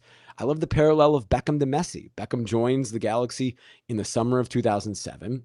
And his first MLS Cup is 2009, which was the third try, so to speak, right? Messi joins the summer of 23. His first MLS Cup is 25, the third try, so to speak. So there's a nice parallel there. There's Gio. Didn't take Gio long to get to MLS Cup, did it? His first year in Portland. Jay, great to see you. Thank you for the invite, and it's great to be part of this. And we believe in safe guesting, Gio. So as long as the car is in P, we'll be okay. Jake, 100%. Yeah, never a doubt. Come on. Yes. So Jake, go back into voice preservation. Yes, thank you, John. We locked in, and you can come and visit anytime. You got the link. If you're ever like up way God unknows early in the Western time, that's right. Pacific time zone, and you're bored, it's like, Nelson, I got to get something off my chest. So be safe, my friend. Have a good call. We'll see you soon. Thanks, John. Gio, see you soon. Jake, see you. Connect soon. Take care. Yes. Thank you. You too. See you. There goes Jake Zivin, Gio Savarese now joining us. It's good to have you back, Gio. Great to be back. Great to see Jake. When we were together in Portland, it was great to be able to share so many great moments. So it's great to see him. I'm sure that I'm going to see him down there in the final. And always happy to connect with you and talk about football, especially about MLS Cup. Yep. So what's it like for you on this side of the desk, preparing for an MLS Cup, doing the TV thing? What's it like for you on this side, getting ready for it? How different is it from when you were a coach prepping for MLS Cup? Oh, I mean, I had the fortune in MLS to be twice in MLS Cup and, in MLS back tournament as well, 3 finals. And when you're a coach, what you try to do best is try to manage the team to allow the players to arrive at the best condition possible to be able to compete. Now, for what I'm doing is try to prepare as well to make sure that I can provide to the viewers and the people around, the best coverage and the best understanding of the magnitude of this big final. And always happy, and it doesn't happen often, that I think the right 2 teams are in the final. The teams that I think this year have been the best or the most consistent, and usually it's not the case. And I'm glad to see Vancouver and Inter Miami getting all the way to this final. Is Jesper Sorensen, I'll use a couple of words and you can pick whichever one you think fits. Is he underappreciated? Is he not recognized enough for what he was able to do coming in behind Vanni Sartini? How would you, is he underappreciated for what he did this season in Vancouver? I don't think so. Okay. I think people understand what he has done. They recognize it. If you would have said to me, if we thought at the beginning of the season that the possibility for Sorensen to take this team right away to the final, if we were all convinced, I would say not many people would have thought that. I do think that Vancouver did have a good team. I think that they've been year by year straightening the roster, making a stronger team. I was part of that interview process, and I always felt that it was a team that was doing things the right way and having a very good roster. And when they brought in Mueller, I think that was the cherry on the cake. Basically, they brought in the perfect person to take this team to the final. But I do think that Sorensen is appreciated. I do think that people recognize it, and he deserved all the goodness that has come to him because he's managed this team in a very good way. How difficult is it when you bring in someone like a Thomas Mueller into a situation like Vancouver, who is doing fairly well? They're at the top, near the top of the Western Conference. How difficult is it to bring in someone that has that status and stature and integrate him into the collective and have it seem as seamless as it was? How hard is that? I think the hardest part is to convince someone like that, that a player of that level, with that name, with that history, with that experience, to make sure that they come to a team like Vancouver. And not everybody understands, not every player understands the possibilities that are in MLS. Not every player understands sometimes to go a little bit out of market, because a lot of the players, a lot of the times, they look at Miami, they look at New York, they look at, LA. But for Mueller to understand, the effect that he could bring into the team in Vancouver was very, very smart from his part, but it was great from the front office to be able to convince him. I think once you're a coach, I think the most important part, and I went through it with Raul when he came to the Cosmos, I think is that the player is, that comes in respects you, understand that, that you're ready to be able to manage the team, feels that, with the players and with the coach, that player can win because they are at a high demand when they arrive. And I think everybody actually around that player, like in this case, everybody's going to elevate the level. So I think once the player is inside and he respects the coach, I think just things are very easy because he will help in so many ways to make the team better. Gio Savarese, one of our surprise guests here on the 2 Hours of Chaos, previewing MLS Cup, hanging out here on the morning show. You opened a New York Cosmos NASL door, and so I'm sure that there are folks who are watching in the southeastern United States are sitting there going, "Yep, I remember that Silverbacks game at Silverbacks Park with the Cosmos and all." Yeah, they remember all of that stuff. How difficult is it when you're coaching, preparing for a championship, to make sure that all of the distractions aren't taking hold of everything, and that you have to focus on what's happening in front of you? How hard is it to tune every guys like us out so you can actually coach and get ready for a final? I think that's you hit it on the nail. That's the most difficult thing to manage. I think that's the most important because there's so many distractions in that week. And I won't put it on the media. I think is the distractions is more on, getting to the final day by day. The families that want to be in the stadium. They going into a place a little earlier, and then having to manage the tickets and who's coming, who's the family that's going. So those things are the things that actually take you more time to manage than actually preparing the team for the game. Because I think the reason that these two teams arrive is because they have been well coached, they have been well instructed, they have planned games in a good way, and they have performed and executed what they needed to do on the field. And it's not going to be any difference on the final. But the other part that I told you, just it gets busier with the media, but the bigger thing is, the family, the friends, the people, they understand, how to manage a final as well, because sometimes if you haven't been in a final, it requires something different, and it's the same to say you don't play a final, you win a final. And only those players that have been there understand what that means. And I'm sure that both teams have, two players that are going to be, in very important, like Mueller and Messi. They have been in plenty of finals, and I'm sure that they're going to, be able to help the coaches manage this week for this final. So then you have Messi, Alba, Busquets, Rodrigo de Paul. They've been there on the world stage. They know what it takes. But then you've got the younger guys and the guys that have never been there before. You have Silvetti, you have Allende, you have Baltazar Rodriguez, you have a Cello Weigand, who they understand the gravity of the moment, and they don't want to mess it up for Jordi Alba in his last match, for Sergi Busquets in his last match. How do you tell those younger players, how do you navigate that kind of pressure with them so they're not too tight in a moment like this, and so they still behave the way that they've been, even though this is for a trophy?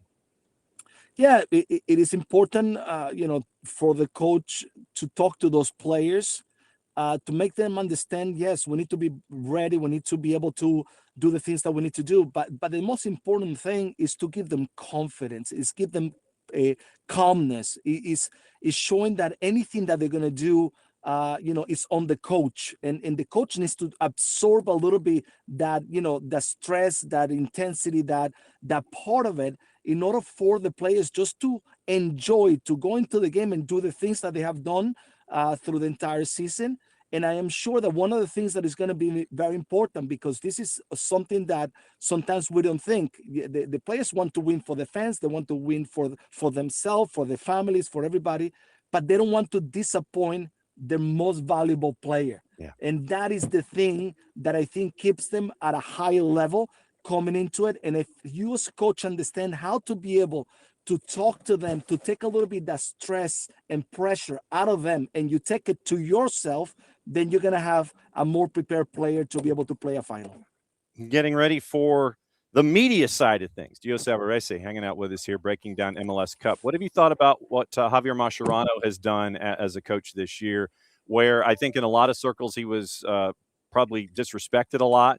Oh, he's never done team. He's never done something like this. He's done national team stuff. He's done U20. He's never done team stuff. What have you thought about how he's handled all of the arrows and the folks, throwing shade at him this year? Yeah, I think at the beginning, many people spoke about, the moments that he hasn't succeeded as a coach with the national team under 20s.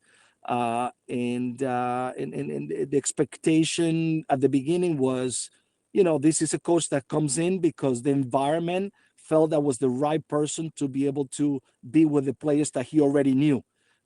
So many of us, and I include myself, I didn't think that he was experienced enough to be able to be at that moment the coach of the team and to manage the players with the tactical ability that this season demanded, with so many tournaments that they have to play. With the Club World Cup, Leagues Cup, US Open Cup, MLS, I can keep on going, and that's why they play so many matches. But what I have to say is I think through the year, he grew. It's like, he was smart enough to be, he's always been a football player. I play against him when he was in the national team. I know the quality that he has. I understand the level of understanding for soccer, especially as a defensive mid. But I do think that he grew in this season. He learned, he understood how to listen to players and not only be a coach that, will demand things. He also took the players and said, these players have experience, let me match up. And we see moments that they're being very good, and some of them moments maybe that they weren't as good. But I think he found the recipe at the end. At the last few games, he understood this is the best team if I want to win, and this is how I'm going to manage it. And I think he took a decision that I didn't think he would take as a coach, that I felt at the beginning was a little bit inexperienced, that is to leave one of the best players out, which is Suarez, because he recognized that this team can be better by pressuring a little bit higher, by having players that can run a little bit more, and that way they can keep the ball, and when they lose it, not be so vulnerable defensively. So I got to give him so much credit, and I think besides the players and the quality that they have, he has done a great job to take this team not only to the final, but to compete through the entire year in every competition that they have had. Okay, 2 more questions, and then you can pack and get ready to go down to South Florida. I have my incredibly scientific rundown of who they think is going to win. I have the Messi and Friends category here, which is empty right now. I have the Vancouver category, where everyone seems to be going, that they think that Vancouver is going to win. Sammy Sadovnik says it's going to take more than 90 minutes. He didn't have a prediction, but he said it was going to be more than 90 minutes. And both Kevin, Egan, and Jake Zivin said that they don't know, and they love their children equally, and they don't want to give a prediction because they don't want to get in trouble. So what category are you in, sir, when it comes to this matchup? There's so much to talk about. I mean, I like both teams, and I will say one of the teams. I'm not gonna stay stuck in the middle. I do think that both have the equal rights to say, why they can win this final. I think Vancouver has done a great job. This is a team that went through so much experience. They lost in the Conca Champions, a very important final. And now with Vancouver, they look like everything that they do is right. They look convinced, they look ready, they look that no one can, take away this MLS Cup. And even though I feel that they win, there's something that stops me all the time to tell me, remember, on the other side, there's a guy called Messi, and he plays at home. So I am going to say that as much as I think that Vancouver all along was going to be the winner, I'm going to tell you, Messi is not going to lose this final. Okay. Messi with his teammates, they're going to find a way, but I do believe that might take more than 90 minutes as well. Okay, so Gio goes in two categories. He goes for Messi and friends, and he also goes more than 90 minutes. Now, my last question, and you can answer it if you want. It's an Atlanta United question because folks are asking in our conversation that we have with our viewers and our listeners. Tata Martino is now come back for round number 2 to be the head coach at Atlanta United. Your name had been floated out there in reports as to, yes, you interviewed. Yes, no, we didn't. We don't know how far down he went. You can answer the question if you want. I'm giving you that option to do so.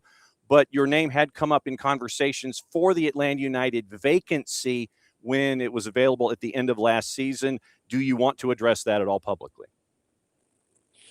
I have no problem. Okay. I mean, I've always been an honest person. I believe that when I get a question, I try not to go around it. And the reality is that, yes, I was part of the process.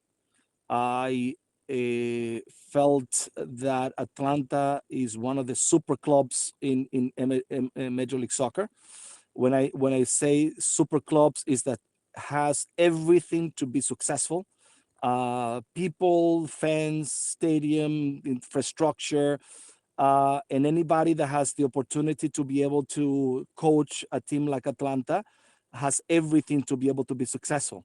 I believe that in this interview, process, there was a very important coach called Tata Martino, who has great history in the location. That I remember maybe more than anybody else that he wants an MLS Cup for due reasons.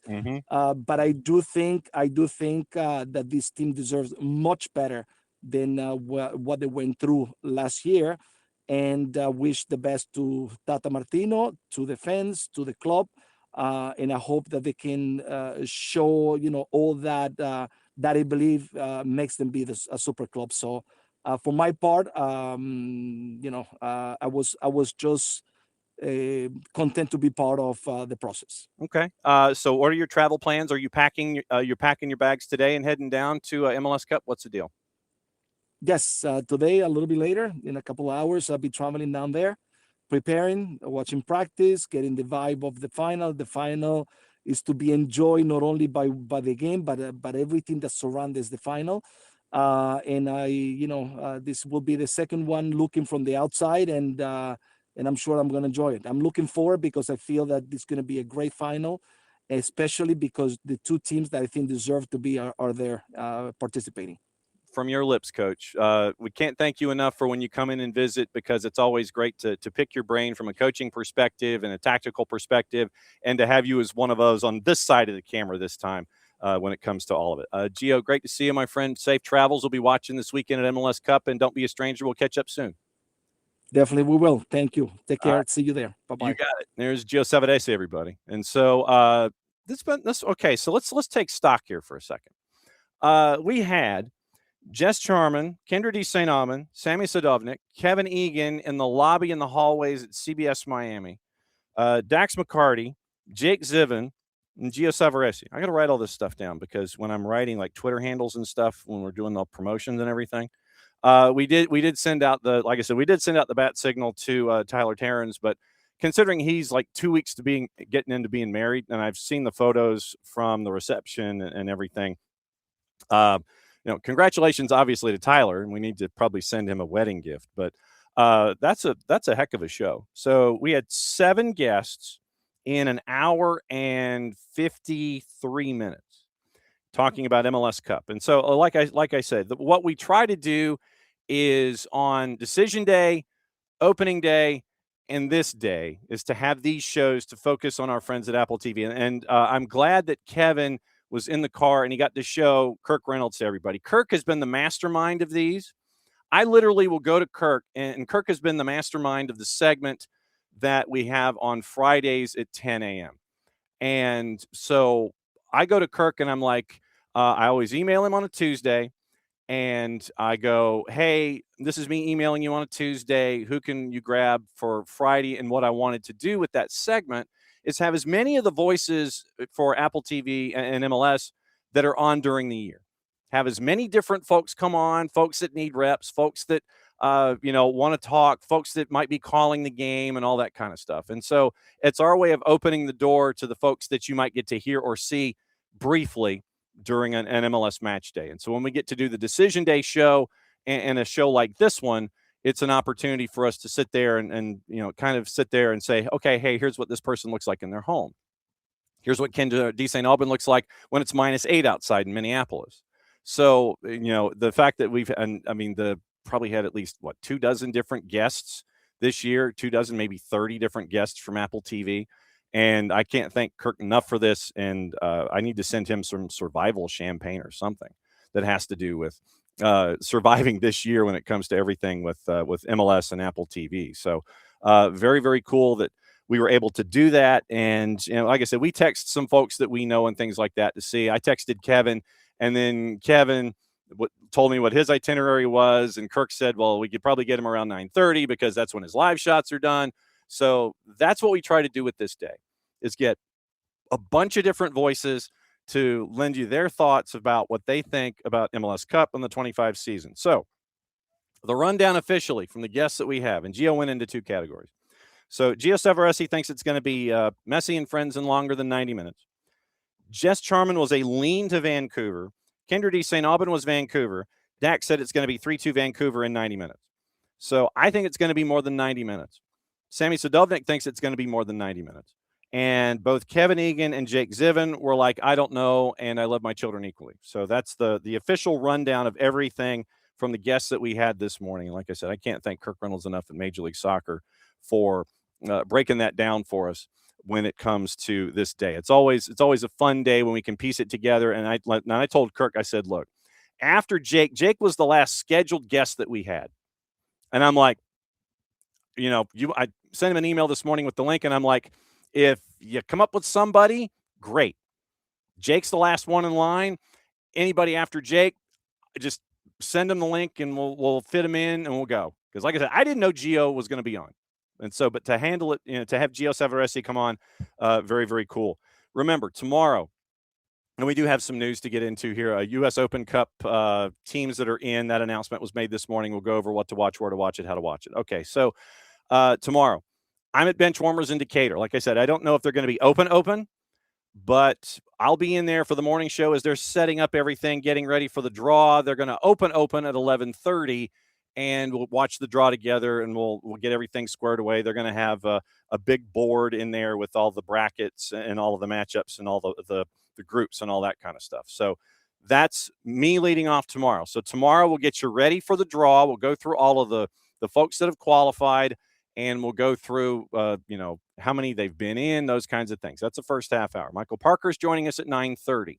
We're going to talk about U.S. soccer. We're going to talk about the World Cup, and we're going to talk about, from a mentoring perspective, what's it like to have a moment like this that your mentees can look at and look toward.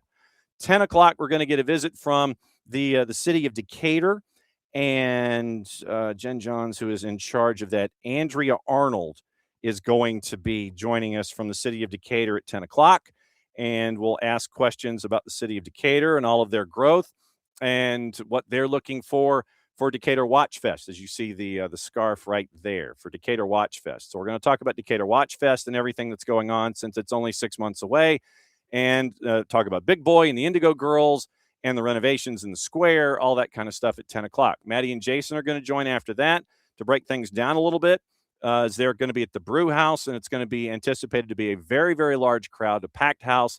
They're going to do the show after we sign off about 11. They're going to do a bit of a pregame, a pre-draw show. Then they're going to watch the draw. Then after the draw, then they're going to do the draw analysis post-show, and then they're going to go from there. After that show ends, and we're also going to try and catch up with Pico Lopez from Cabo Verde. He is getting ready for the Irish Football Awards, and so we're going to try and find time after the draw is over, and then before he goes in for the Irish Football Awards to try to catch up with him. He's at Shamrock Rovers, and he's also on the Cabo Verde roster. And so we're going to ask about this experience now that it's real. He's got his group, all those kinds of things. We'll see if we can get that into the post-draw show with Maddie and Jason. So we're going to be kind of working two streams at once. Then after the draw show is over, the post-draw show is over, Jason goes to 92.9 The Game. He's going to do a special edition of Atlanta Soccer tonight on 92.9. I think it's 6. Then after that, he and Maddie are going to NoFo Gainesville to put a bow on the day to get you ready for Saturday, because on Saturday, and we don't quite know how this is going to work, but we're probably going to do something. You've got your schedule coming out about noon. So lunchtime schedule comes out, your schedule composite comes out. You'll know where your teams are, who's playing where, and when. Then after that, MLS Cup at 2:30. And so we might do something with that. So just kind of keep your ears peeled for Saturday in and of itself, because it's going to be another long day. It's going to be a great day, but there's going to be a lot going on after Friday. So Friday, I started at Benchwarmers. Then we have all of our guests. Maddie and Jason take over at 11. They do a pre-draw show. They come back for a post-draw show. And then they're off and running. Atlanta Soccer tonight, NoFo Gainesville, and that's your Friday night with them. So that's tomorrow. So today, we've got a couple of pieces of news that we need to get into before we get out of here. The U.S. Open Cup, the draw was posted. The format, schedule, and participating teams have been finalized. First round set for March 17 through 19. 32 Open Division and Amateur clubs, 48 pro sides competing for the 111th edition. So once again, 80 teams, $1 million purse, 2027 CCC. CBS Sports is going to have your rights for the 26 campaign. So here's the deal. March 17 through 19, first round. 31st and April 1st is second round. Then it's 2 weeks, 2 weeks, 2 weeks, 2 weeks, 2 weeks. And then after the quarterfinals, semifinals are in September. The finals Wednesday, October 21st. So qualifying criteria, Major League Soccer. Teams not participating in CONCACAF Champions Cup are excluded from Open Cup. Teams participating in the CCC excluded. So here's who's participating for Major League Soccer. Atlanta, Austin, Charlotte, Chicago, Colorado, Columbus, D.C., Houston, Minnesota, the Revs, NYCFC, Orlando, Red Bull, San Jose, St. Louis City, SC, and Sporting Kansas City. USL Championship. 2025 league standings used to determine the qualifiers, positions allocated evenly between East and West based on conference standing, total points serving as a tiebreaker in case you've got an odd number of teams. Charleston, Colorado Springs, Detroit City, El Paso, Tulsa, Hartford, Indy, Lex, Loudoun, Louisville, New Mexico United, Orange County, Phoenix, Pittsburgh, Rhode Island, Sacramento, San Antonio. They're in. Division 3. MLS Next Pro. Players from 15 MLS Next Pro teams affiliated with Division 1 entrants may appear in the competition for their Division 1 affiliate in the round of 32, subject to competition roster regulations. So MLS Next Pro, Core, and Chattanooga FC are in. League 1, because fewer than 16 teams participating have results in the 25 league. All returning eligible teams will qualify, so it's the entire USL League 1.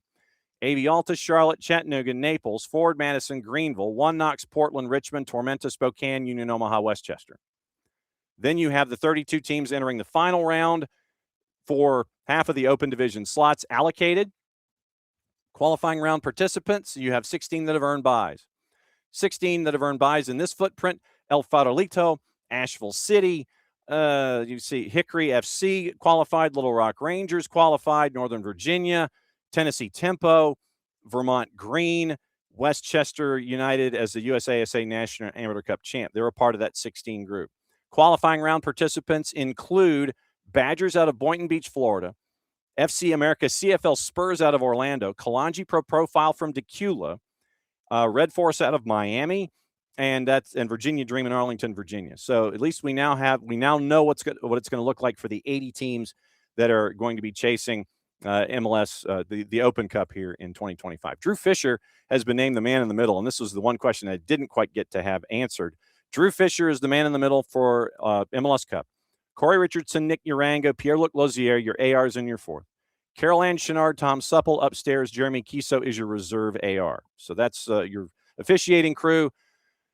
Hopefully Drew Fisher will be locked in, because there have been times where Drew Fisher has kind of gone walkabout, and we'll see what it looks like. But Drew Fisher is going to be the man in charge when it comes to the matchup this weekend. A couple of other things going on.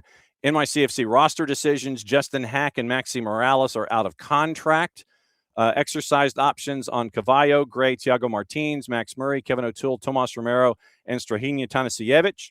Declined options on Prince Amponsa and Alex Rando, in discussions with Perea, Justin Hack, and Maxi Morales. So that's from NYC. After you lose, then I think you have 48 hours to let everybody know what your roster decisions are, and those are NYCFC's roster decisions. Then also on the board, it is, where is it? Hang on. It was Maxwell Woleji, Ghanaian defender, got signed by Nashville SC. That was the transaction that we mentioned yesterday.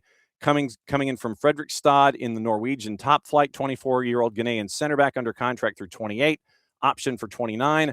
He is the first signing for this winter. So Maxwell Woleji from Fredrikstad FK in Norway is now in. So he's Ghanaian national, and now he's joining Nashville SC. Then we also mentioned the signing of Ezekiel Alado for Philadelphia for the record fee, coming from Brahmapoi Karna in the Norwegian League. And then the Chicago Fire have acquired South African defender Bekezeli Bokazi. And Bokazi comes from a South African Premiership side, Orlando Pirates.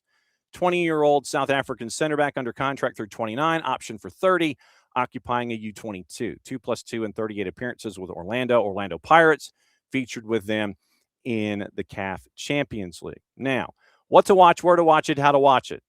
We'll get into that, and I'll say hi to everybody, and thanks for hanging on to this comet by the tail that we call the 2 hours of chaos 3 times a year. Thanks to our friends at Major League Soccer and Apple TV. 11 o'clock, so 10 minutes in on BN, Polish Ekstraklasa, Wisła Płock, and Cracovia Krakow. Polish leagues on BN and BN in Espanol. You can get that at Fanatis, ftz.co/soccer down here. It helps them out, helps us out, helps you out, add the leagues that you might not have known about. Coppa Italia, Lazio and Milan, CBS Sports Network at 3 o'clock. Manchester United and West Ham, that's also at 3. There's a new 3D coming out that's going to be out here later this morning. It is Universo simulcasting the Premier League, Women's Australian A-League at 3 o'clock this afternoon on the Plus, in addition to 6 matches in the Copa del Rey. NBCSports.com simulcasting the Premier League, and Paramount Plus has the Coppa Italia, Bologna, Parma at noon, Lazio and Milan is at 3. So hopefully questions have been asked and answered, and it's been fun to run through it all this morning with all of our friends at Apple TV. And like I said, I can't thank Kirk Reynolds enough for all of this and getting it all lined up. Morning, Ricky. Morning, Alex. Ricky's saying that World Cup volunteering tryout emails have started going out. Morning, David. Morning, Pars. And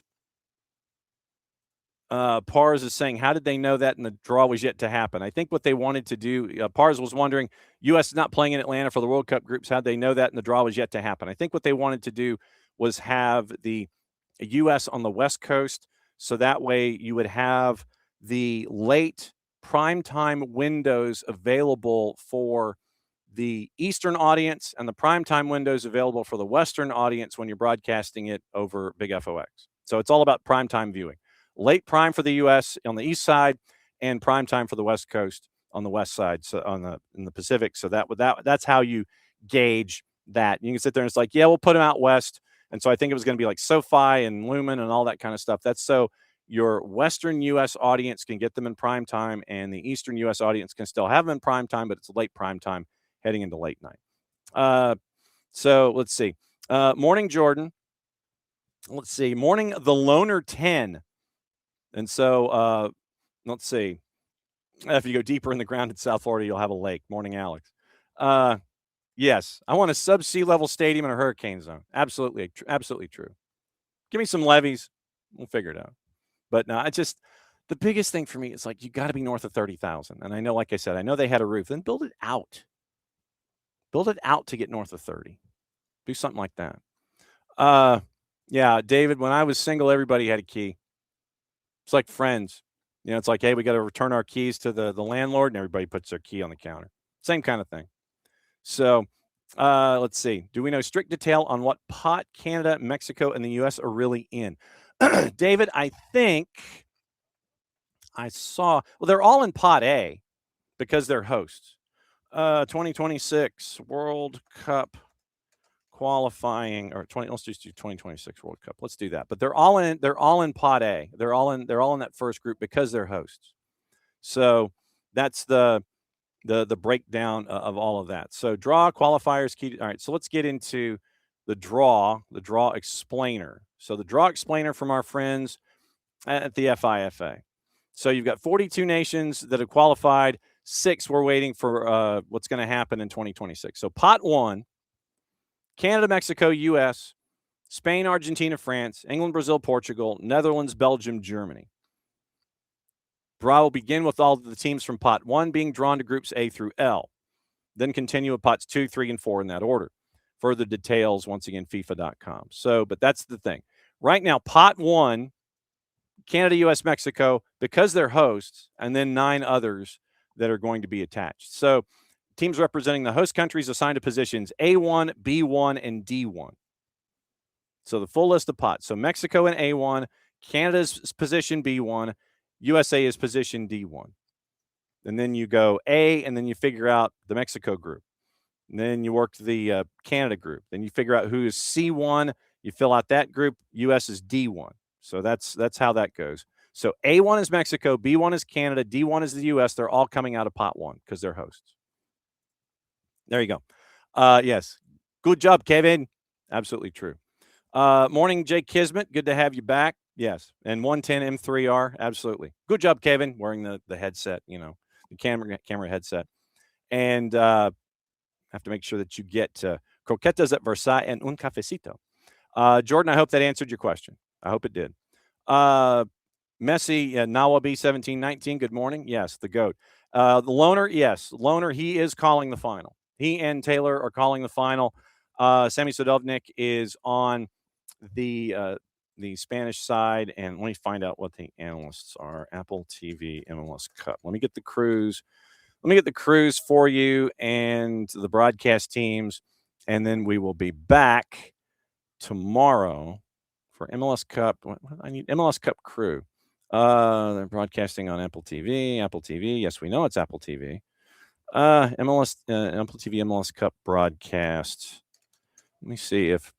Hang on just a second. Broadcasting free on Apple TV. Expansive broadcast plans. Here we go.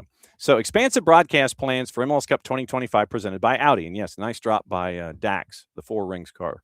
So, free on Apple TV, Big FOX, Fox Deportes, TSN, RDS, and TNT in Mexico on Saturday. So, 30 cameras, most ever deployed for an MLS Cup, more than 30.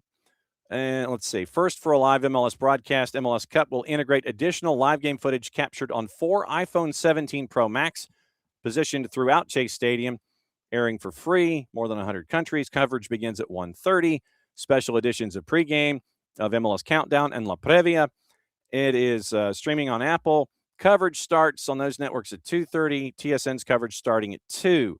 MLS also broadcasting live in Times Square on Megazilla. So English commentary is Jake, Taylor, and Jillian. So Jillian's downstairs.